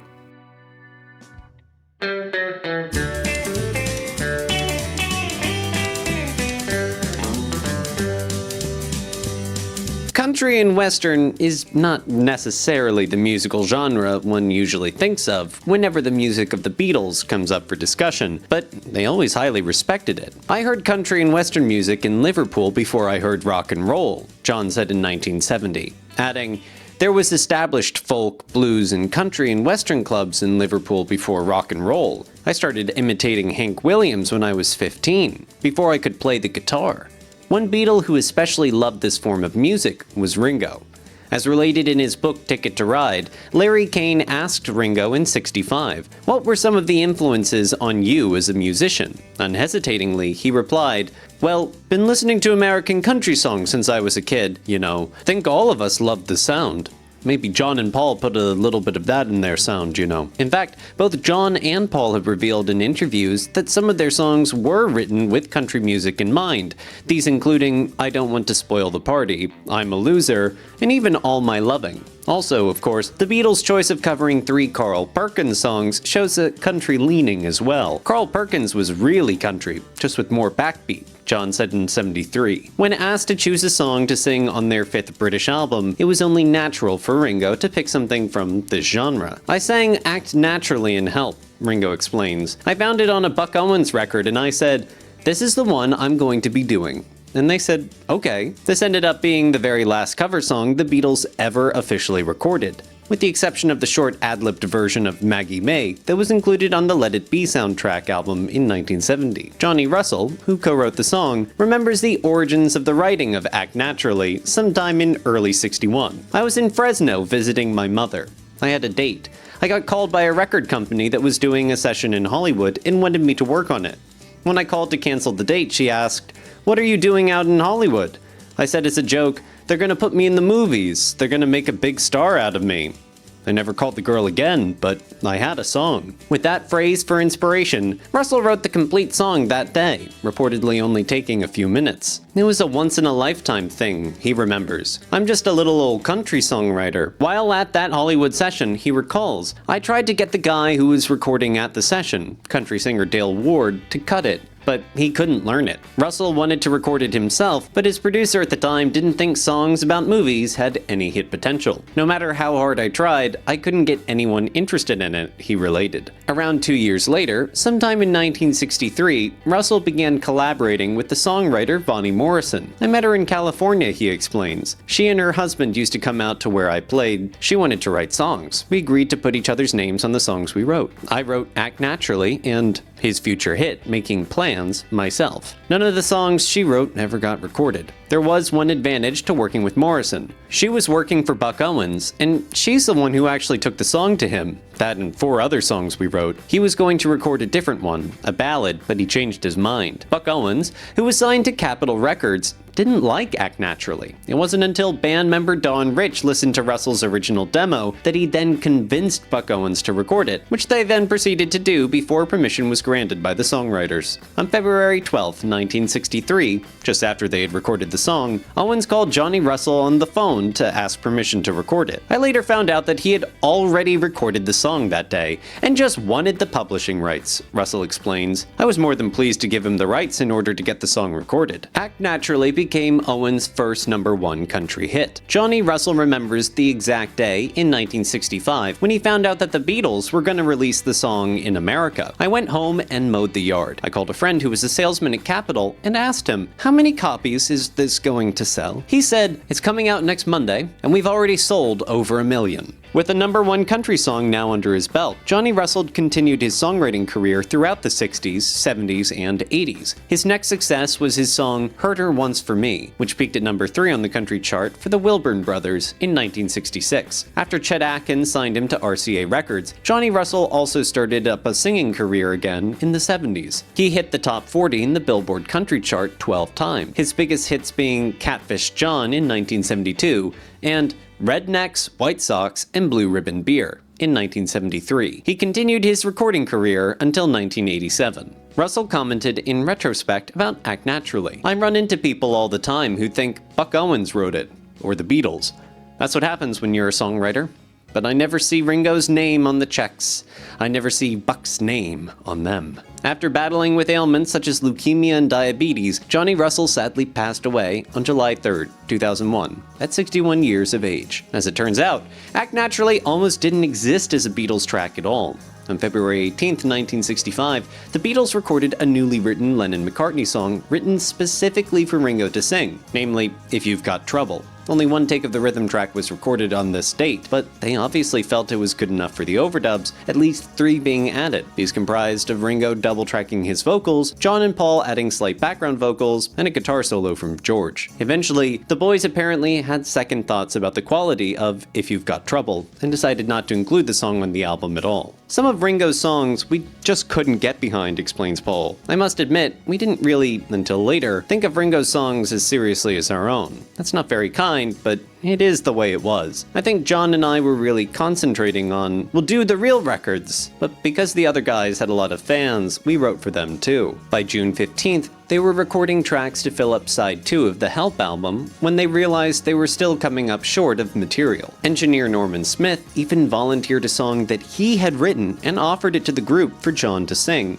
the Beatles accepting his offer. But on June 17th, they approached Norman with some bad news. Smith explains, Paul and John called me down to the studio and they said, look, we definitely like your song, but we've realized that Ringo hasn't got a vocal on the LP, and he's got to have one. We'll do yours another time, eh? By the next LP, they'd progressed so much that my song was never even considered again. Since they didn't have time to write another song with Ringo in mind, John and Paul asked him what he wanted to sing. The answer was Act Naturally, the song being chosen possibly because of its prominent role in the plot of their just-finished second film. Johnny Russell's lyrics, while quite simple and very to the point, deliciously depict the sentiment perfectly. His sad and lonely existence is explained sarcastically to his former lover through the illustration of becoming a big star in Hollywood. While most actors need to study their lines and then train hard to convincingly depict the heartbreak that a sad movie calls for, all he will have to do is act naturally, because that's what she's brought him to. He even predicts that he'll win an Oscar for the role he plays, begging down upon his bended knee. To top it off, his Academy Award will be won without any rehearsing at all. So, to coerce pity from this woman, he asks her to come and see this movie, so she can see for herself the biggest fool that ever hit the big time she created. This clever expression of self-pity, coupled together with a rollicking country rhythm in a major key, creates a sympathetic ear of empathy from the listener that is nothing short of irresistible. In 1989, Ringo teamed up with Buck Owens to record a duet on Act Naturally, this being released as a hit country single that year and earning a Grammy nomination for Best Country Vocal Collaboration, not to mention a nomination for Vocal Event of the Year by the Country Music Association. And so ended the era of Beatles cover songs. They were always aware that if they didn't feel they had enough available time to write suitable material for an upcoming album, they could always pull out a few chestnuts from their early stage act to fill out the quota. But by late '65, the confidence they had in their own compositions had grown tremendously. With these broadened horizons in mind, cover songs fell by the wayside.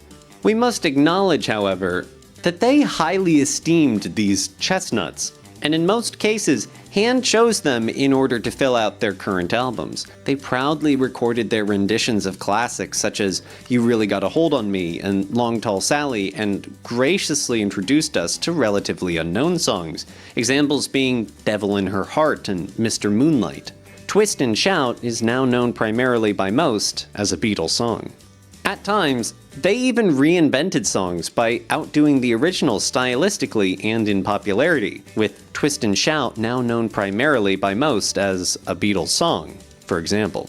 So while it is true that it was always easier for them to run through some old-time favorites if they couldn't come up with enough original compositions when in a time crunch, these songs were always done with pride and great finesse. Therefore, this catalog of 24 Beatles cover songs recorded from 1963 through '65, including Act Naturally, can easily be viewed as representative of the inspiration behind the music of the Beatles, and therefore should be held in high esteem. As Paul said in his series McCartney 321, Act Naturally is great, very, very Ringo.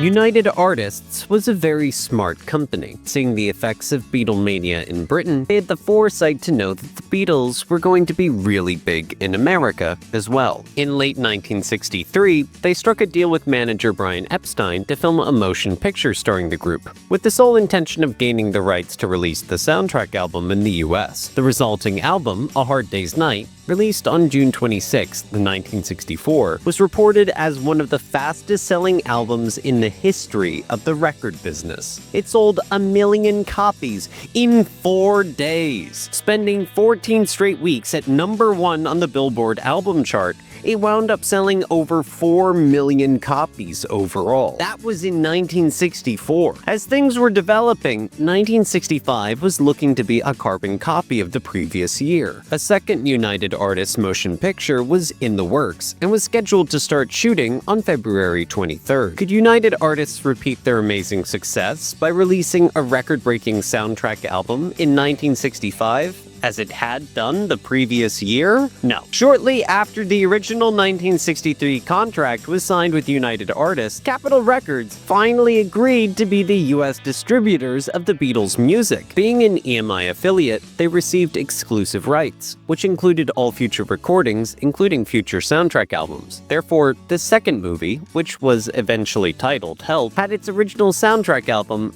released on Capitol Records. Capitol couldn't help but noticing the amazing response United Artists had received from their Beatles soundtrack album the previous year, so they were gearing up for a repeat performance, since the group's popularity showed no signs of waning. To start off, Capitol planned on mimicking the format United Artists used for their A Hard Day's Night soundtrack album, interspersing Beatles songs heard in the picture with instrumental music from the movie. Capitol chose not to include the Beatles songs that appeared on side 2 of the Help album, choosing instead to include these on later albums in order to incur more American sales. One noticeable difference concerning the instrumental tracks contained on the new soundtrack album was that they were not created by George Martin and his orchestra as the instrumentals on A Hard Day's Night had been. Movie director Richard Lester made sure the film's score went to Ken Thorne this time around. George Martin explains, "I produced all the tracks for the film, but I wasn't asked to do the scoring. Another guy was offered the job. Rick Lester and I